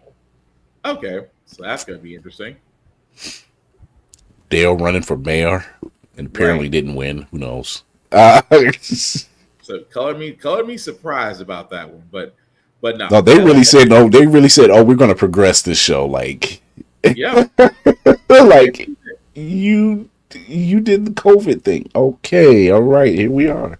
Well, I mean, it's the same guy who did Beavis and Butthead, so I expect idiocracy. So I expect him to cover something. So you're not going to disappoint us on that note. But no, that looks like it's going to be pretty cool. So, Joe, you got to explain this as far as playing Akuma in Monster Hunter's Wild. How did that go? This is the 15th weapon. This is the mythical 15th weapon of Monster Hunter. Get it to about the 19-minute mark.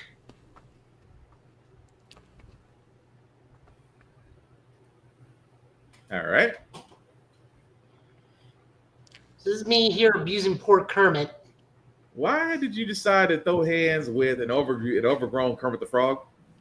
I mean, this just makes for good fighting because it's easy to see what I'm doing. Okay. So literally just see. I was wondering how the skin would work in Monster Hunter Wilds as far as fighting with Akuma. Yeah, so it's interesting. So you can get the full set and wear it. It has its own jewel slots and everything, and it gives you the ability to fight. Okay. Starting with square, and then that's light punch, and then medium attack, and then hard attack with triangle and circle. You do the Raging Demon as the wound execution move for this one. But if you can also get these skills by wearing Akuma's layered armor.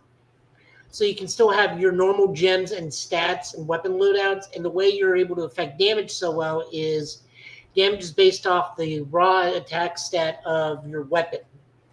Cool. So I'm running around with a weapon of 240 and 250. It also does take elemental damage into this one, but I'm not running a big elemental build on this one.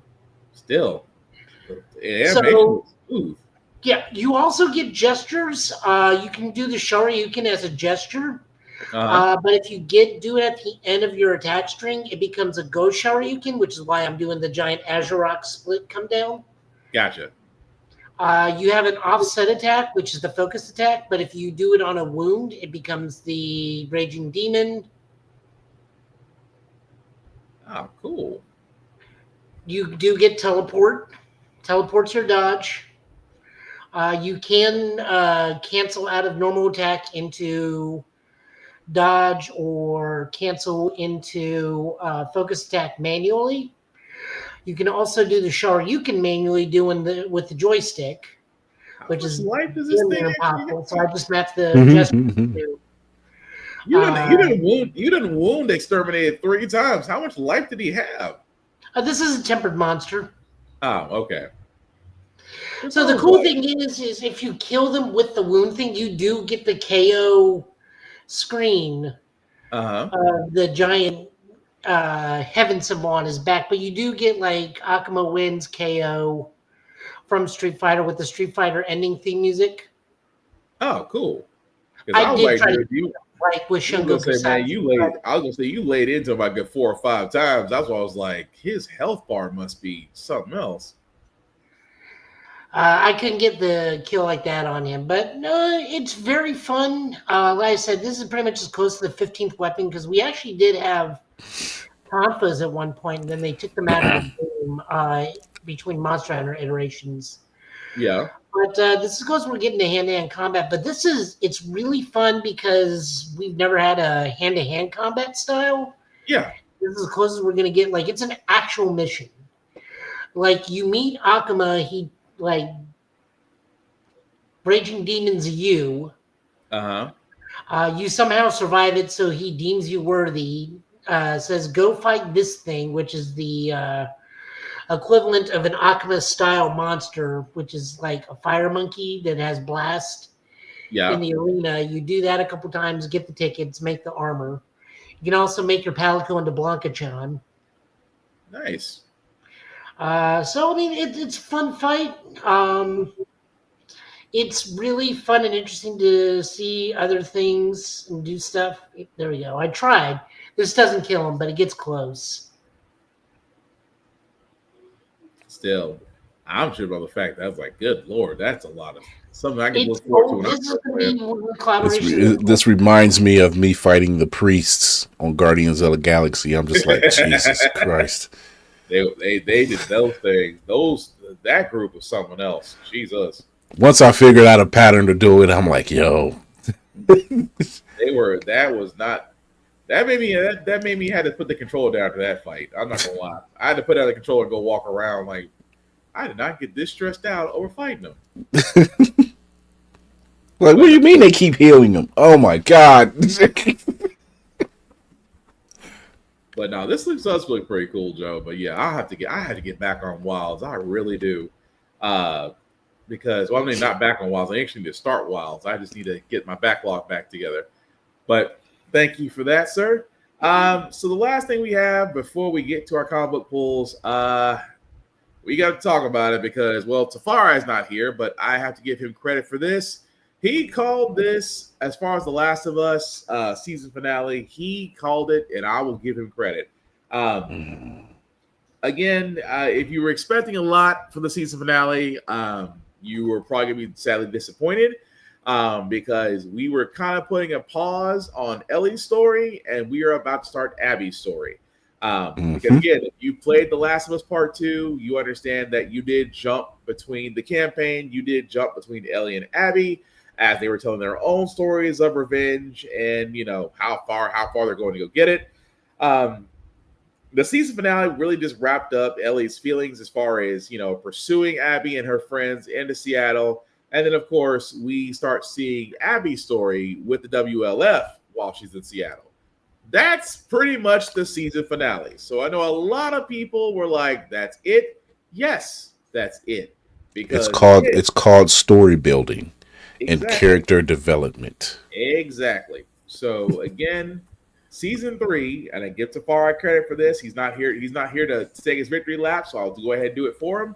He sat there and said the only way that they can probably do The Last of Us 2 in season 2 and season 3 was to split it. Season 2 having 6 episodes was going to tell Ellie's story. Season 3 is going to tell Abby's story. So expect probably the same amount of episodes from there. So they'll probably get 6 episodes from there. And then the culmination will probably be season 4 to where the story will wrap up there. So, Chris, I know you watched it, sir. Are we surprised by this, or we knew this? I'm not surprised. I'm actually I'm in tune with everything, and I'm fine with how everything played out. But Jesus, that the episode where they're dealing with where Ellie and they're going through her birthdays, and knowing that my little girl just turned 16 this week. Yeah, I'm just like, that hit. I know. It did the same. It did the same thing with me with Zuri. It hit. Yeah. It's like as a dad, it felt different on that scene. So yeah, I sat there. I'm like, so Pedro Pascal is officially on the top list for best dads. Yeah. in nerddom. It's true. But the whole thing with, like I said, with Ellie, just coming to grips with that, and I guess Pedro is still, Mr. Pascal himself. Mr. Busy Pascal himself, because I'm pretty sure he's going to have flashbacks in 3. He's going to have Fantastic Four First Steps also coming out. He's also going to be somewhere in The Mandalorian. Mandalorian and Grogu. Mandalorian and Grogu. So the man's got a busy plate. We know that. But yeah, there's really... And he strikes me as, from what I've seen in a lot of interviews and a lot of... Because it's heavy awards season right now. Yeah. Awards and fashion season. A really stand-up guy. Oh yeah, I love the fact that again, not to be political on this podcast, but I love the fact that he sat there and said, "Do not be afraid of those people, people who hate you." I'm paraphrasing, because again, he's speaking out as far as a certain individual at a certain Pennsylvania Avenue address that Taco. You know what? I'm gonna call him Taco. I call him F47, but now I'm start calling him Taco. But he said so many words because he comes from parents that actually moved from Chile. So people were asking him, how do you feel about going back to the States? Are you concerned? He says, I'm not concerned. But he's like, I'm not concerned for my own, but I understand that, that the current situation needs to be warranted and you need to resist. It was almost like watching Star Wars Andor, the last episode. It was a speech all over again, is really what it was. But no, as far as The Last of Us, though, we knew this was going to be it. Going into season 3, Abby is probably going to be tending with the Seraphites and with Jeremy Wright's character as he's basically leading WLF. So we'll probably see eventually her leaving, and that is a whole mess in itself as she tried to leave versus running into the mother. It'll be interesting if she runs into the kid. I think they did cast him. I'm not 100% sure of that, but it would help for her story to go because, again, that was her companion on her side of it. And like I said, the only thing I would say is don't expect to buff Abby. Buff Abby only exists on the game. Abby that was suplexing people, that's only on the game. You're probably going to get more shooting Abby, and that's fine. She's still a phenomenal actress. I think she'll do Abby well. But any last things on that, Chris and Joe? Oh no, I'm. Here's the thing, I love fandoms, and I can love them to the point where I can say, I didn't like this, but I can tell you why I didn't like something, or I can go in great detail on why I love something. Mm-hmm. I love how they're telling this story. I hate how long it takes in between seasons. Tissue. But I'll take you taking your time. I'll allow it. Because as far as adaptations usually sometimes get a bad rap. However, we have seen a lot lately. Some adaptations have done well. One Piece comes to mind. Cowboy Bebop. I still will say the Netflix version still did that justice. Fantastic. Still did that justice. At the same time, The Last of Us. Again, I still think season 1 and now season 2 done it justice because adaptations, especially from extreme storytelling wise, because The Last of Us is almost like The Walking Dead, except The Walking Dead really was about the human connection. The Last of Us is really pulling on your emotions because we all felt with Joel. Joel, when he sat there and said, "What did you do?" I saved her. Yeah, you might have taken out half a hospital to do it, but we understand, to lose your daughter and then you bond with a girl and she basically takes the role of your surrogate daughter, and then coming up to the Fireflies, they sit there and say, well, we're not really sure of a cure, but we'll have to kill her to find out. And he's not okay with it. That's a hard choice. So again, as a father, the choices Joel makes, and the way Pedro Pascal emotes that, I'm like, dude, okay, yeah. You can't help but sit there and say, like I said, I felt bad.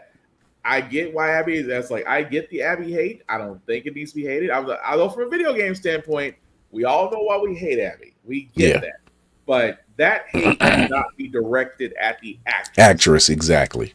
That's the thing. Like you can hate Abby the character because that's how she's designed, but don't hate the actress that gets the honor and the role of playing a character in a television show. Because that to me is where your fandom gets beyond toxic. Now that's just stalker level at that point. It's just like some people, saying that, Cutie Pie Sensei couldn't cosplay magic. And I'm like, yes, she can. And then she turns around and says, bitch, watch me. Right. in the same sense where, they try to say, people of color couldn't cosplay Starfire. Why? When George Perez himself has said. Exactly. So it's like I said, it's that toxic sometimes where people look at that and go, "Well, I just hate the character." Cool, hate the character. Leave the person alone because that was the problem with Star Wars. That was the problem with episodes 8, 9. Y'all did Rose dirty. And y'all sat there and went after a character because Ahmed Best. Y'all did Ahmed Best dirty. Y'all did Christian Haydenson dirty. Y'all did a lot of folks dirty. Out of the Star Wars franchise, you should be ashamed of yourself. And that was the thing. It's like Jake Long. Was it Jake? Is it Jake Long? Long? Yeah. Yeah. And the thing about it is you can hate the character. It's like, look, we're all wrestling fans here. We get the whole thing between heels and faces. You're supposed to boo the heels. You're supposed to cheer the faces. But the wrestler themselves, we appreciate the art because wrestling is an art form. As long as you don't say the F word. Because a lot of people find that out when you go to wrestling events. Never say the F word. No. If you don't know what the F word is, watch Young Rock. They explain it in great detail why you shouldn't say the F word. But now the point I'm getting at is, it's just that with adaptations, they can be done well. We've seen it in 3 different shows, and I'm hoping for more. So, like I said, with The Last of Us, should be great. I'm looking forward to Abby's story because also, again, if you have played Abby's campaign in The Last of Us, if you don't think that they're not going to cover some of that in those 6 episodes, keep in mind, The Last of Us is not afraid to go there. I'm just going to point that out. They are not afraid to go there in their storytelling, especially dealing with the Seraphites. I'm just putting that out there. They're not afraid to talk. They're not afraid to go there. But yeah. But aside from that, like I said, slow news day happens because this is the week before Summer of Games. Summer of Games is going to be this Friday. Joe, myself, and we hope to have a special guest on with us next Friday. We will be covering Summer of Games day 1 as that starts 2 p.m. I think Central Time, 3 p.m. Eastern. So we're going to cover everything. Summer of Games, of course. Mr. Knightley is basically going to Keely. I keep on saying Knightley. I don't know why I keep on saying Knightley. Thank you, Joe. You're thinking of Keira Knightley. That's why. Thank you. That's but hold on, Jaw. Yeah. But he's gonna basically be going over trailers. We can. I'm not gonna lie. We can spend the next 2 hours speculating what they'll be showing in a week. I do expect some surprises. I don't expect anything from. I mean, GTA 6 may show something. I mean, you showed us a nice cinematic for 10 minutes, but you didn't show us any gameplay.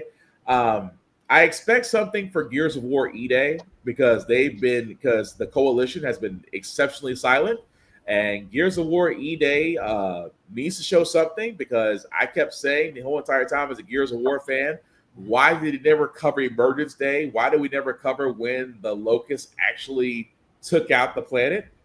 And now you have a perfect time. And you do owe us an apology after Gears 5. I'm just going to point that out there. And like I said, there might be new fighting games that are announced. There might be new DLCs that are announced. But really quickly, before we get to comics, I'm just going to just throw this around the bend. If you had one game that you think is going to get announced in Summer of Games, what would it be?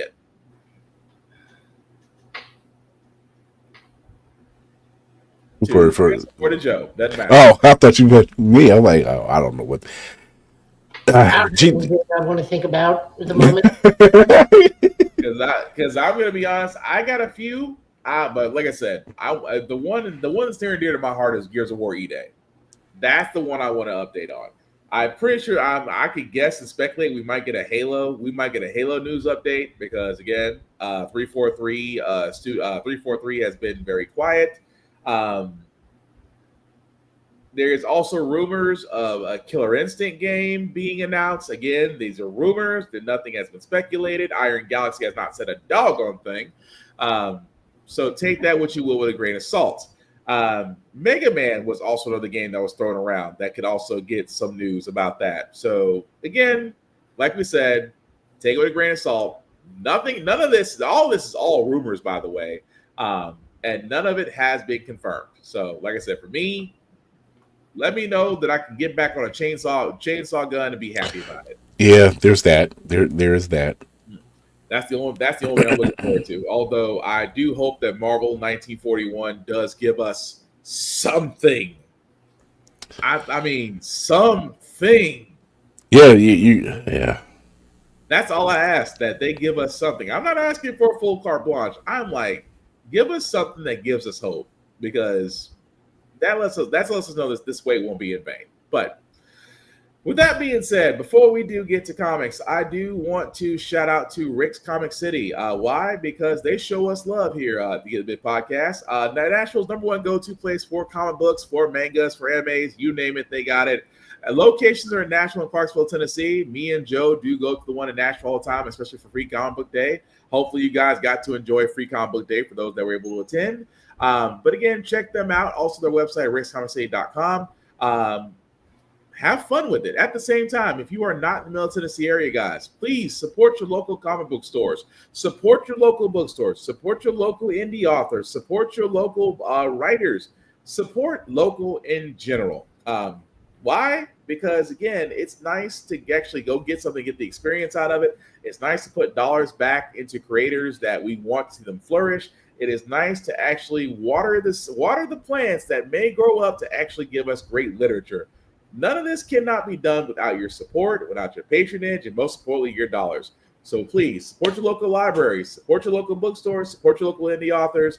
You will definitely miss them when they are gone, because if you think Amazon's going to back all this stuff up, I'm just saying, if you think Amazon's going to back all this up, you might as well wish in one hand, crap in the other, and see what fills up first. But that being said, let's see. Waiting on Joe. Joe, you still queuing up over there? No, I'm still waiting to talk about Doctor Who and anime. Well, you should have said something. Go ahead, go for it. I'm sitting here going into the whole spill. Go for it. You just finished what you were talking about. I didn't get to see Doctor Who this week, but go for it. Go ahead. I checked it out. I checked it out today. Yes, I knew I was fun. Go ahead, Joe. Take the lead on it. I mean, it's the season. It's possibly the season finale. We don't know yet. With the I don't know. right? This is one of those well, it did say to be continued. that So could mean this is the season finale, and then to be continued happens at Christmas. oh yeah, they do that. Yeah. We're going into the summer. Yeah. Damn it. So the Ronnie return. Well, technically, both Ronnies return. Doctor Who now may have a small baby girl named Poppy. We don't know if that's true or not. Okay.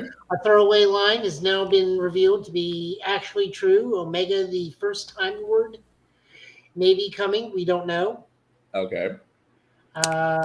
Granddaughter is apparently still out there calling your name. That's interesting. Was that the one who said he loved him in the TV? Was that Astra, or was that somebody that one met? I can't remember. I know I've seen him somewhere in the Hoovers. I just can't remember where, and I have to go back and check. Like, I looked at the dude, it's like, he's technically old enough to be Astra, but that may be one of the dudes that, like, died that was, like, lover / companion of Shooty Gatwa. Yeah. Anyways, they're trapped in some weird wish dimension where him and Belinda are married and everything's wrong. All the bad guys are working together. The Ronnie is like Conrad, the Ronnie, yeah. Okay. The Ronnie still even just flat out says, like, I'm not bad. I'm just not good either. The Ronnie's kind of like Yzma, or better yet, Dr. Doom, where, like, she just wants to do these experiments. She's not really doing them for evil's sake, but they also don't turn out good either.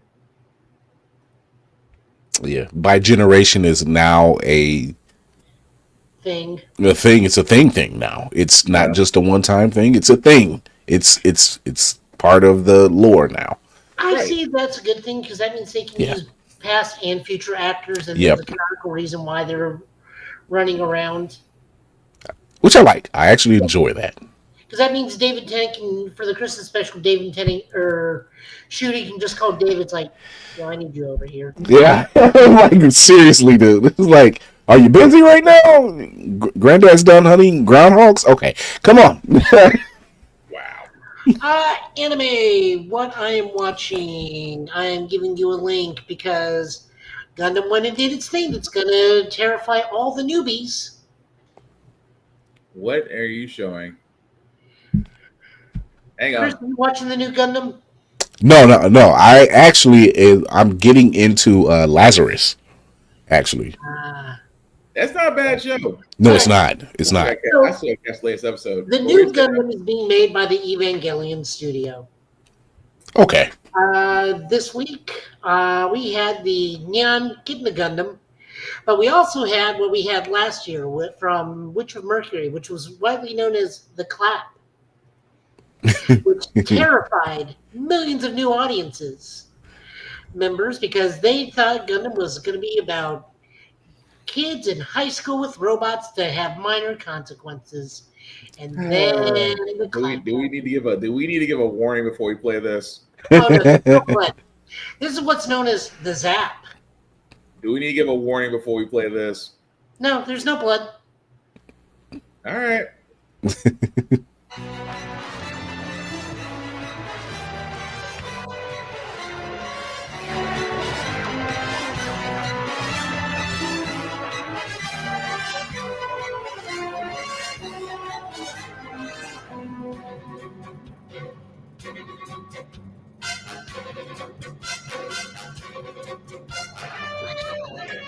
Oh, I like this.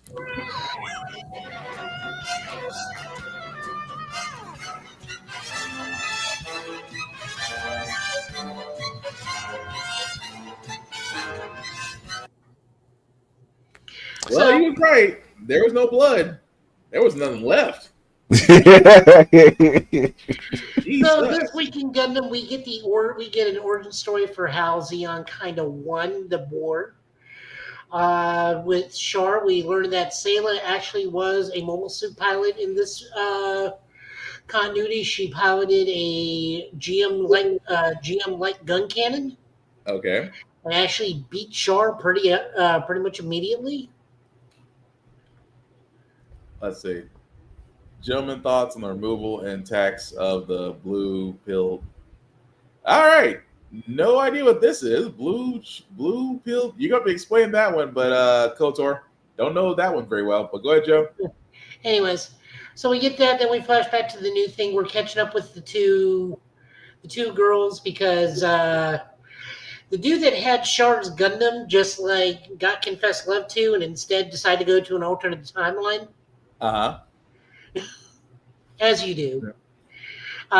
So the G-Quax unit and Amate, which is that pilot, goes with Shalia Bull and then somehow makes her way to Earth. This is now following Nyan, which is the other girl who gets the new Gundam, the G-Fred, who is very suspiciously sealed away in a secret base where it's got a gantry way about chest level, and the unit is black, purple, and green. Remember, this is the Evangelion studio doing Gundam. I have a bad feeling about this unit. You have a bad feeling. And also she's working with Kasuya Zabi. Okay. So, like, we're one of these Gundams is going to open its mouth and then cause third impact at some point. Well, out the back, the Zap was literally just removing a stain. Literally. Yeah, Chris, you need to be watching this new one. It's so wild. Like, it's an alternate timeline of the original Gundam. So yeah, it's on Amazon. It's on Amazon, and I forgot the other one because I know it's on Amazon. The whole reason why it's an alternate timeline is the one Zaku pilot that gets too honor or too greedy and starts opening fire, which causes Amuro to get into the Gundam to begin with. He doesn't go on the mission. Char does. Huh. So the whole timeline changes. Interesting. And now it's 5 years later, so we're in the era of Zeta Gundam. Oh, so that's where it is in the UC timeline. Makes sense. Right. So we do see where Char is now. He has a horrible haircut, and he's not Quattro Pagino. Damn. As for other anime, what else am I watching?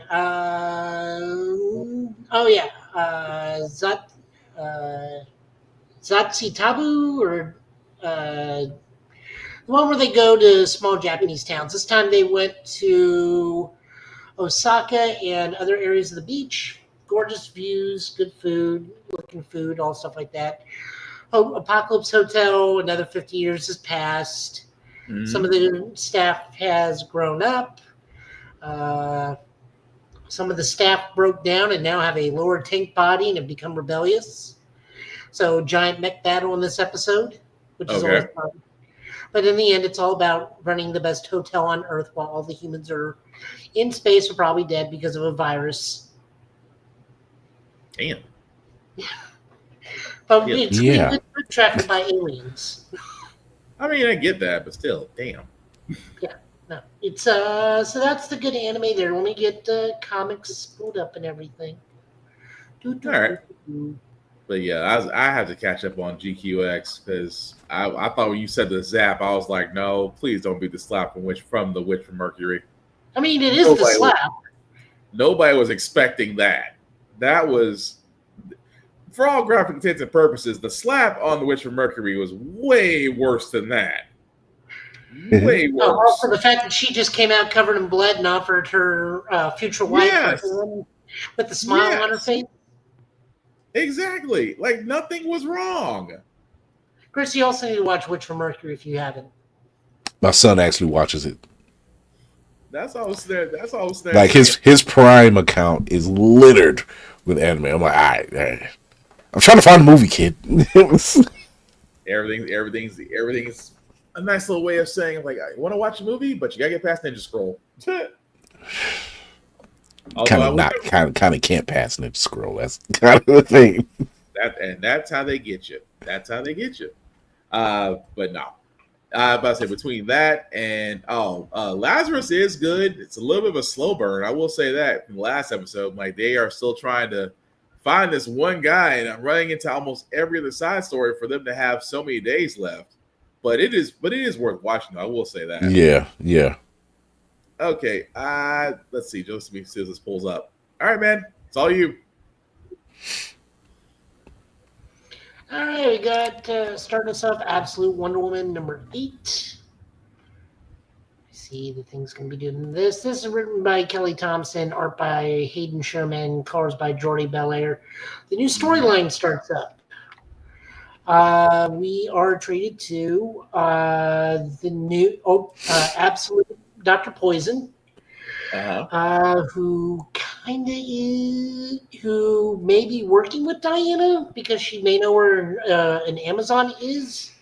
Mm-hmm. We meet the new government agency that this Diana will be fighting against or with. We don't know quite yet. She makes her home after she used ancient Greek treasure to buy a plot of land in the center of the park. Yep. And makes it her own little actually, she makes her house look like the Hall of Justice, which is pretty nice. But no, this Absolute Wonder Woman continues to be the best Absolute comic out there, bar none. Even if Absolute Batman does kick children into the ocean, still doesn't beat this.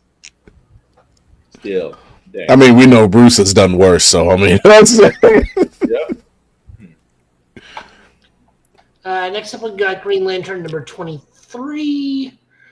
This is written by Jeremy Adams, art by Zermico, and colors by Romualdo Fernando Jr. Hal has to go into hell to find an item from a villain he previously made an agreement with. Yep. The Spectre comes because he wants to merge with Hal again because Kerrigan is gone. Kyle and his team with the newly resurrected Ted Grant or not Ted Grant, the original Blue Beetle, which I kind of don't like that they resurrected him, but he's still Yeah. fine. Are being chased by space pirates and pull a full Empire Strikes Back, hide in the meteor field. Oh, it's not a meteor field. Mm-hmm. And the Starbreakers add a new core to them. So now we have the sorrow and the disgust. Yeah. It was it was okay. I mean, I kind of figured they would have to do something. I was like, because he kept on saying around the whole thing of just to discuss and the fact that using his necklace as a power as a added bonus. I'm like, well, this is kind of that. Okay, we have to get through this episode. We have to get through this issue to get to the next one, kind of thing. I want to know what Gnort did to be trapped in hell. I think he took the wrong direction. He wound up in alien hell. That's the thing about it. He's like, alien hell? He's like, just walk through one of these doors. And I wound up here, which is weird, but I digress. This is terrific number one, or year one. This is written by Al Litson, art by Valentine de Landro, and colors by Maurice Louise. Solid entry. I don't know how long after the death of his wife and child. We do know the child is alive and well. Yeah. But we don't know how long after the death this is. Was this his brother or best friend? Because they never said what the relation was. His best friend. Best friend. Okay. Yeah. Best friend who runs a tech theft ring, or was it? No, they planned it. He's more of a personal trainer, but he basically put together a crew to basically break into said person that he sold the tech to. Okay. Well, it was a little hard for me to follow because it's like, are you a bad guy? What's the plan here? Because they basically wanted to exploit the reason. It's one of those stories that really hits home because of a certain would-be genius is trying to build into a certain would-be town that's causing a lot of environmental issues. So I was like, oh, this story is way too close to home for this. But no, I do like where they're going with this story so far. Again, love the artwork. Can't be mad about the story so far. The twist at the end was really what made it different. So, yeah. I heard a lot of good stuff about this title, about this series already. It's good. Yeah, the twist I actually didn't see coming. So I thought that was going to be like maybe at the end of the first arc that was going to happen. I didn't think it'd be issue 1. Oh, they decided to go ahead and just rip the guts out early. Well, not that I'm knocking it, but the Magic miniseries concludes.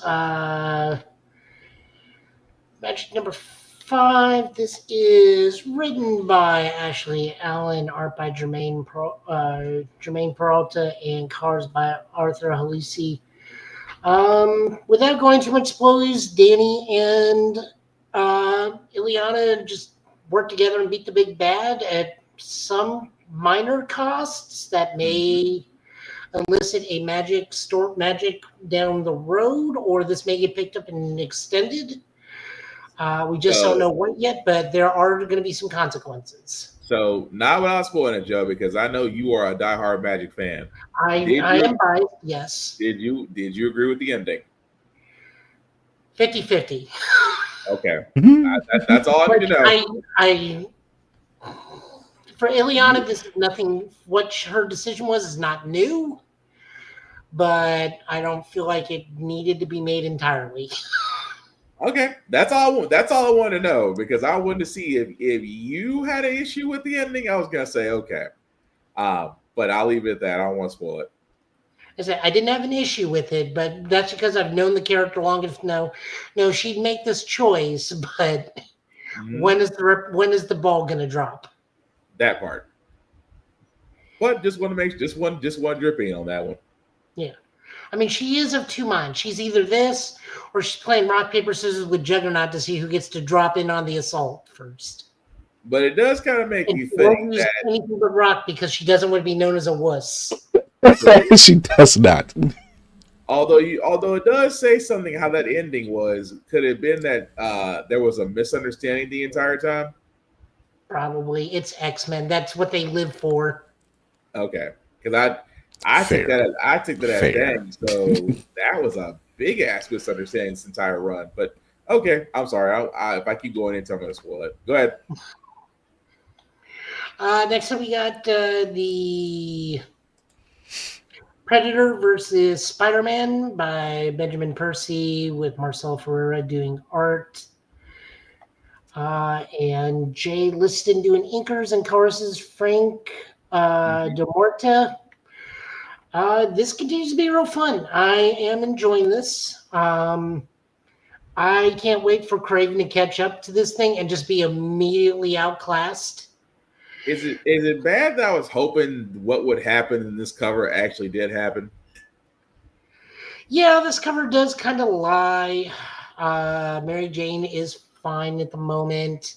I do like that Peter's spider sense keeps going off when the ship's close behind him the whole time. Yeah. I'm sorry. I'm so tired of Mary Jane. Like just every other time, because I'm still not over All Stars, all new Venom. I'm still not over that. But go ahead.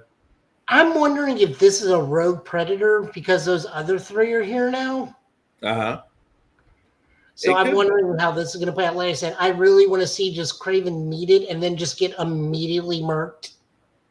Although they do have Craven looking a little OP in this one, though. I will say that.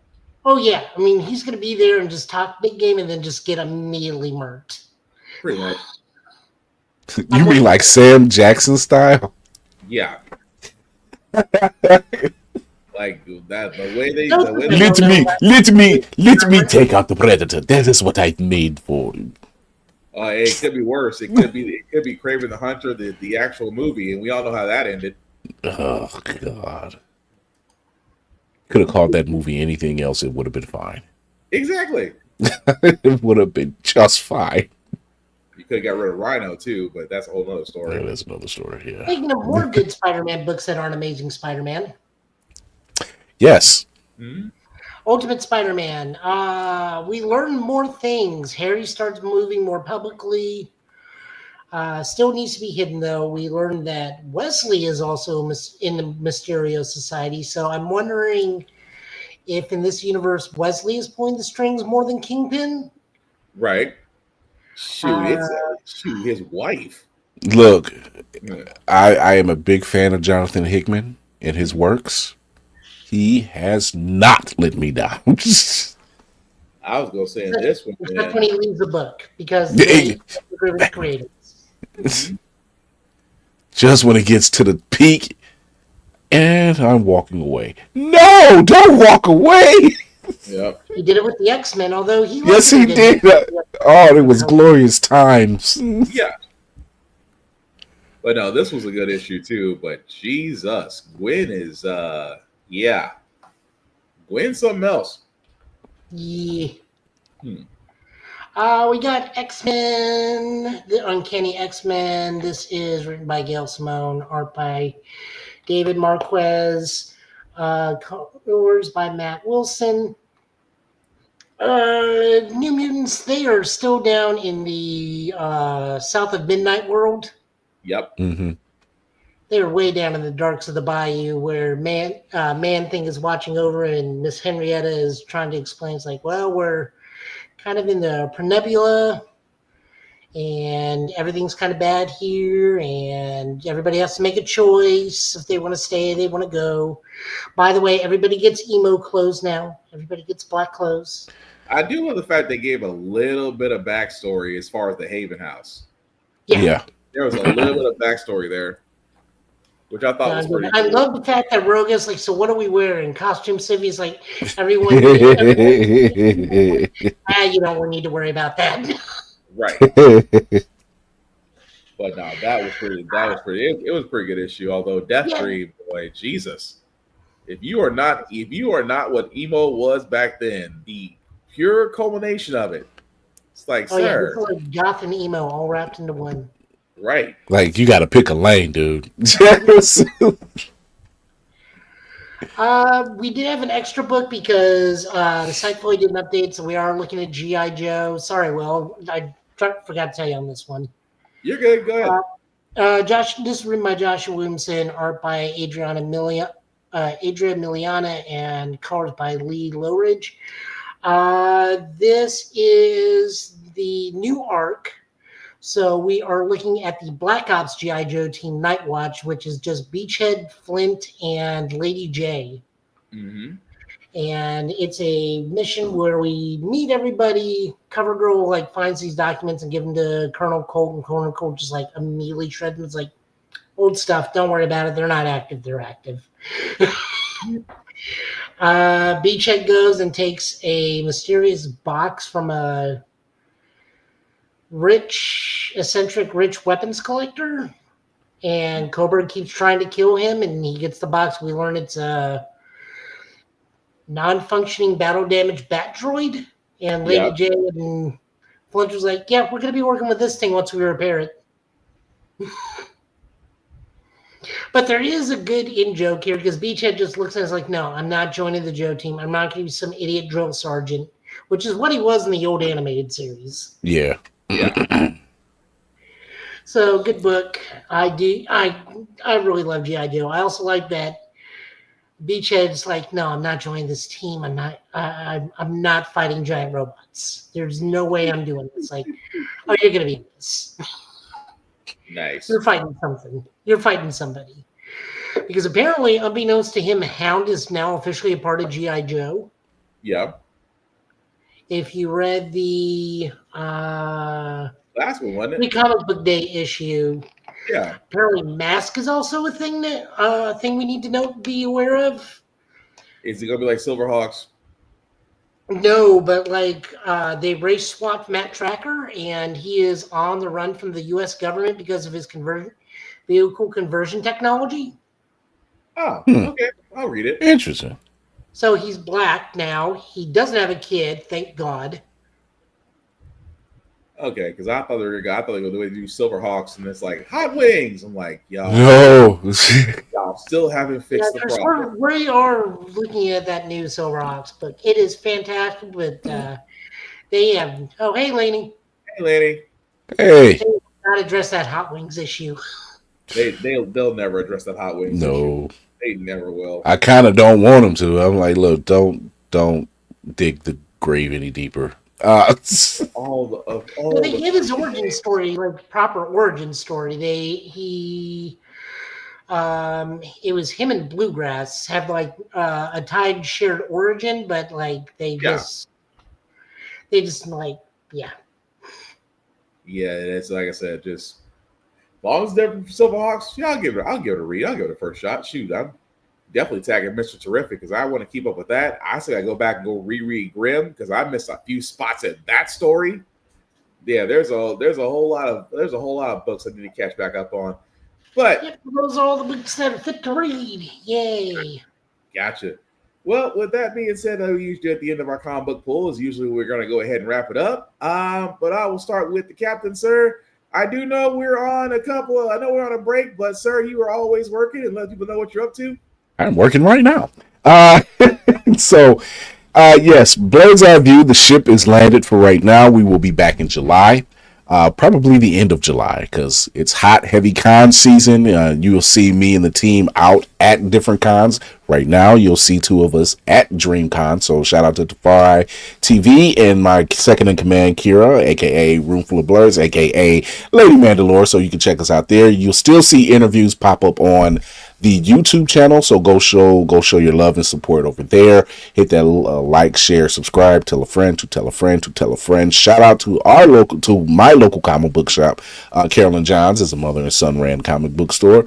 They do great jobs. For a small brick and mortar store, they've been in the Cleveland area for over 40 years, actually. So that's a testament for a lot of brick and mortar comic book stores. So shout out to Carol and John for that. You can listen to me not having a cold on different voice work projects through Talk Story to Me on Spotify. You can also listen to me on a couple other podcasts, like right here. You can check us out on IG. Go to the IG page, as you see right there at the bottom on that side. There you go. At Blur's Eye View. Go show your love, support. I'm throwing up more videos of just everyday shenanigans, because if I'm going to shenan once, one thing I'm going to do is shenan again. I do not care. So I want everybody out there to have fun. While we're taking a break, we're not taking a break, because we're still out there doing a lot of stuff. So go show your love at Blurred Station. We are currently looking for investors now. So we hope to launch, if everything goes well, in the fall. So if you want to join, or if you know someone who wants to invest in a black speculative fiction arena streaming service, or if you need us at your convention, drop us a line. We'll talk to you. And we want money. Oh, yeah. Church always takes donations. We want some money. So, but yeah, that's all I got for that. All right. Yeah, we'll always take donations. Joe, I know it's still API month, and I know you're a busy man. Well, do you know what you're up to, sir? Still doing the Onimusha charity stream. I may try and finish that off tomorrow, because I don't think I have too much longer to go in that game. Then tomorrow we're going to be, some of us from Middle Tennessee API are going to be over at Plaza Mariachi, because it's a Taste of Korea food festival. And then that's pretty much the only things I got planned for me right now. Then next week's birthday, and then the Final Fantasy Magic the Gathering sneak peek.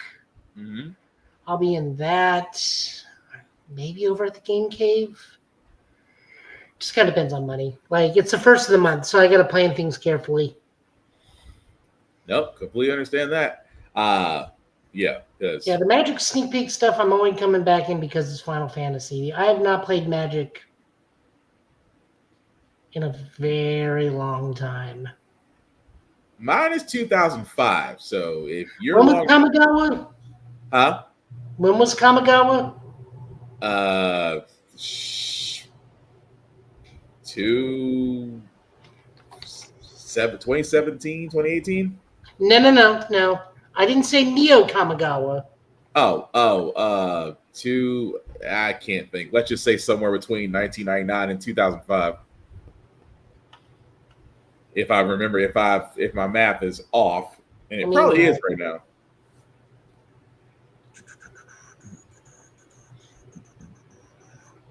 Way back the year in the far off future of 2004. Hey, it wasn't that far off. Not bad for a range. 21 years ago. Yeah. Jeez, that's a long time. I'm not gonna lie. I would just get the card just for collect them. I know I haven't played Magic. My sister has gotten more into Magic Gathering in more recent years than I have, but I would go back just for the Final Fantasy cards, just to say I have them. And also, we do it to play Commander. I would sit there and say this best. If for all you scalpers, please just stay away. You guys are ruining Pokemon for a lot of people. That's the fun part about this. Okay. That's the fun part about this. The box prices are so absurdly high because of hype and secondary market officially that scalpers are going to have a hard time affording it. Like a collector's box is $500 already. Yeah. Boxes are about almost 200 when they were only supposed to be 116. The collector's version of the Commander decks are selling for like $1,000. Dang. When they're always supposed to have like an MSRP of like maybe 100 to 200. Jesus. Okay. And normal Commanders are going for like 150 when they only have an MSRP of 76. Like my numbers may be a little off, but like the hype price for like stuff is insane. Right. It is crazy. And of course, the best card in the game may be Vivi from Final Fantasy IX. Where it makes sense. But all right. Anything else, Joe? No, I'm sleepy. As you may know. We know.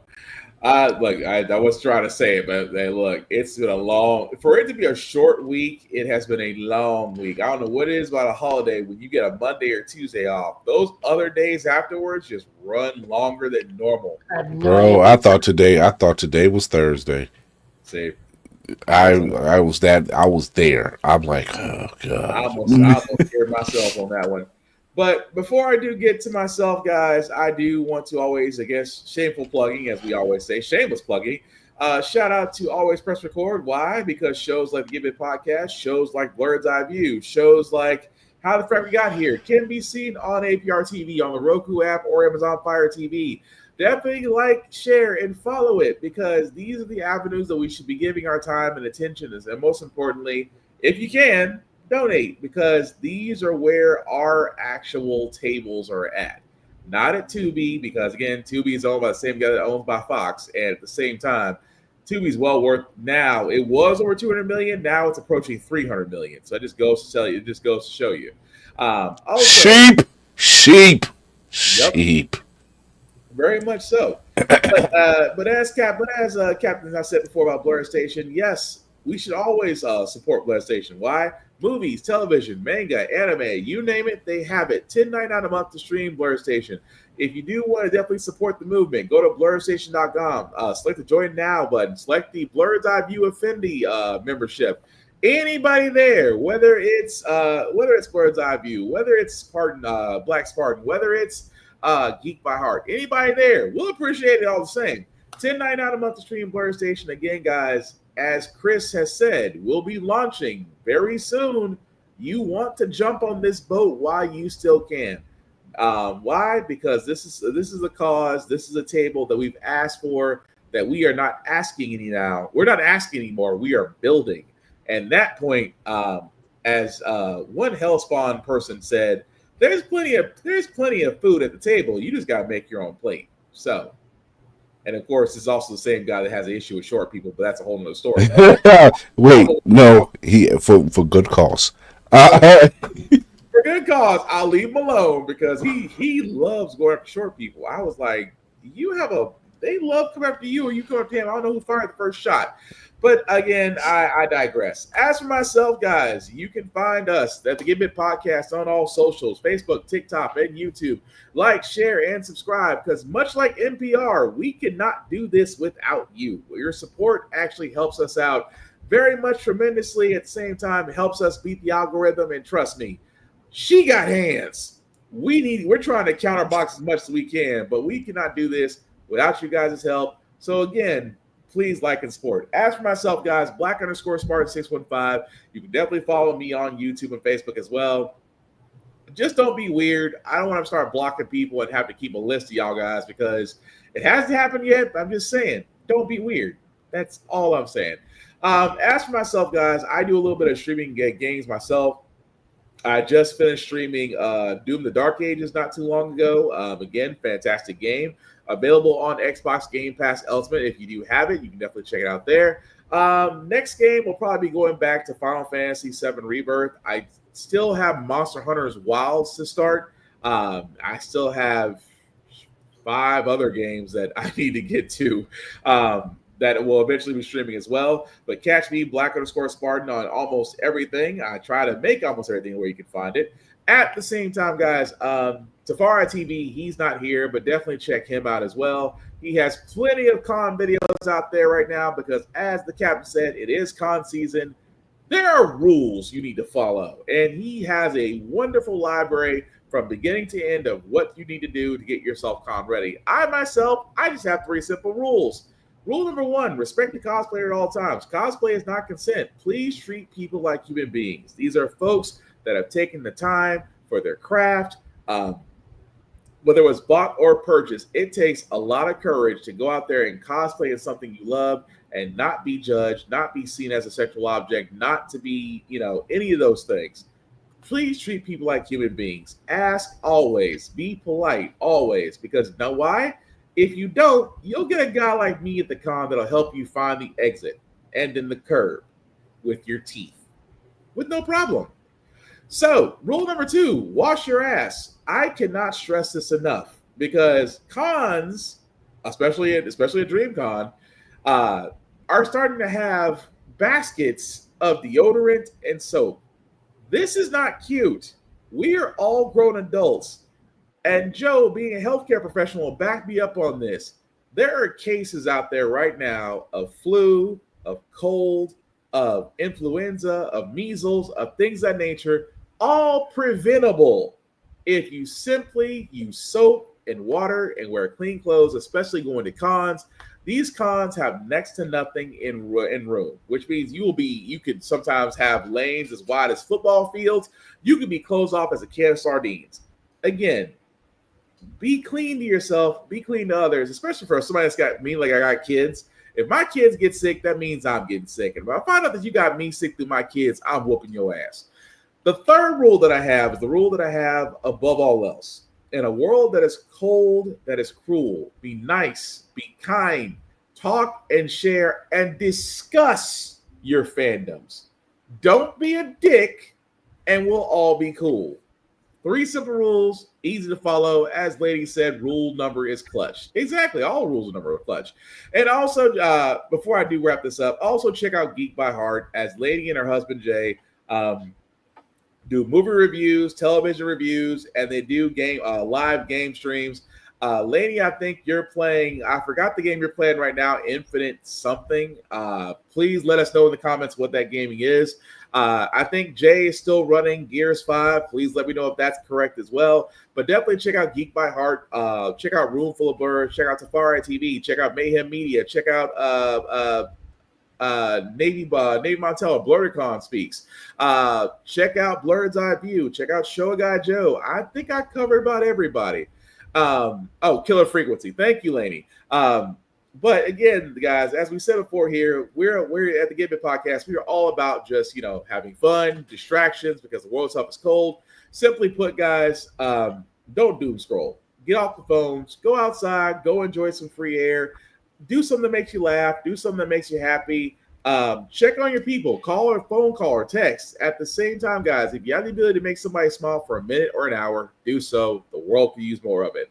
Simply put, we will be okay once we take care of ourselves, but you got to take care of you first before you can help somebody else. That being said, we will be back here, guys, next Friday again with the Summer of Games, probably covering day 1 and whatever news they came out with. But we will definitely be here next Friday, same Get Bit time, same Get Bit channel. Again, guys, take care of yourselves. I know right now it's the weekend. Please make smart decisions. Why? Because there is no weekend judge. You will not see a judge till Monday. Please decide accordingly. Any last words we call tonight, fellas? I think you covered all the bases. Oh, also, I can't remember the business, but there's a business out there that is offering a actual pirate ship and beer and rum, and as long as you have 12 friends to join, and well, mateys, it's time for us to hit the high seas. You had me at pirate ship. This is in place of the company softball team. Yes. If that's the case, then sign me up. You had me at pirate ship. I just need to get a hat. I just need to find a hat in the right city clothes. I'm down. But Lord help us all. That being said, I've been Will. He's been Joe. This has been Chris. This is the Give It Podcast, guys. Thank you all for watching. Please take care of yourselves and each other. And I promise we will all get through this. Have a good night, guys, and a good weekend. Be kind to each other, because my God. Peace.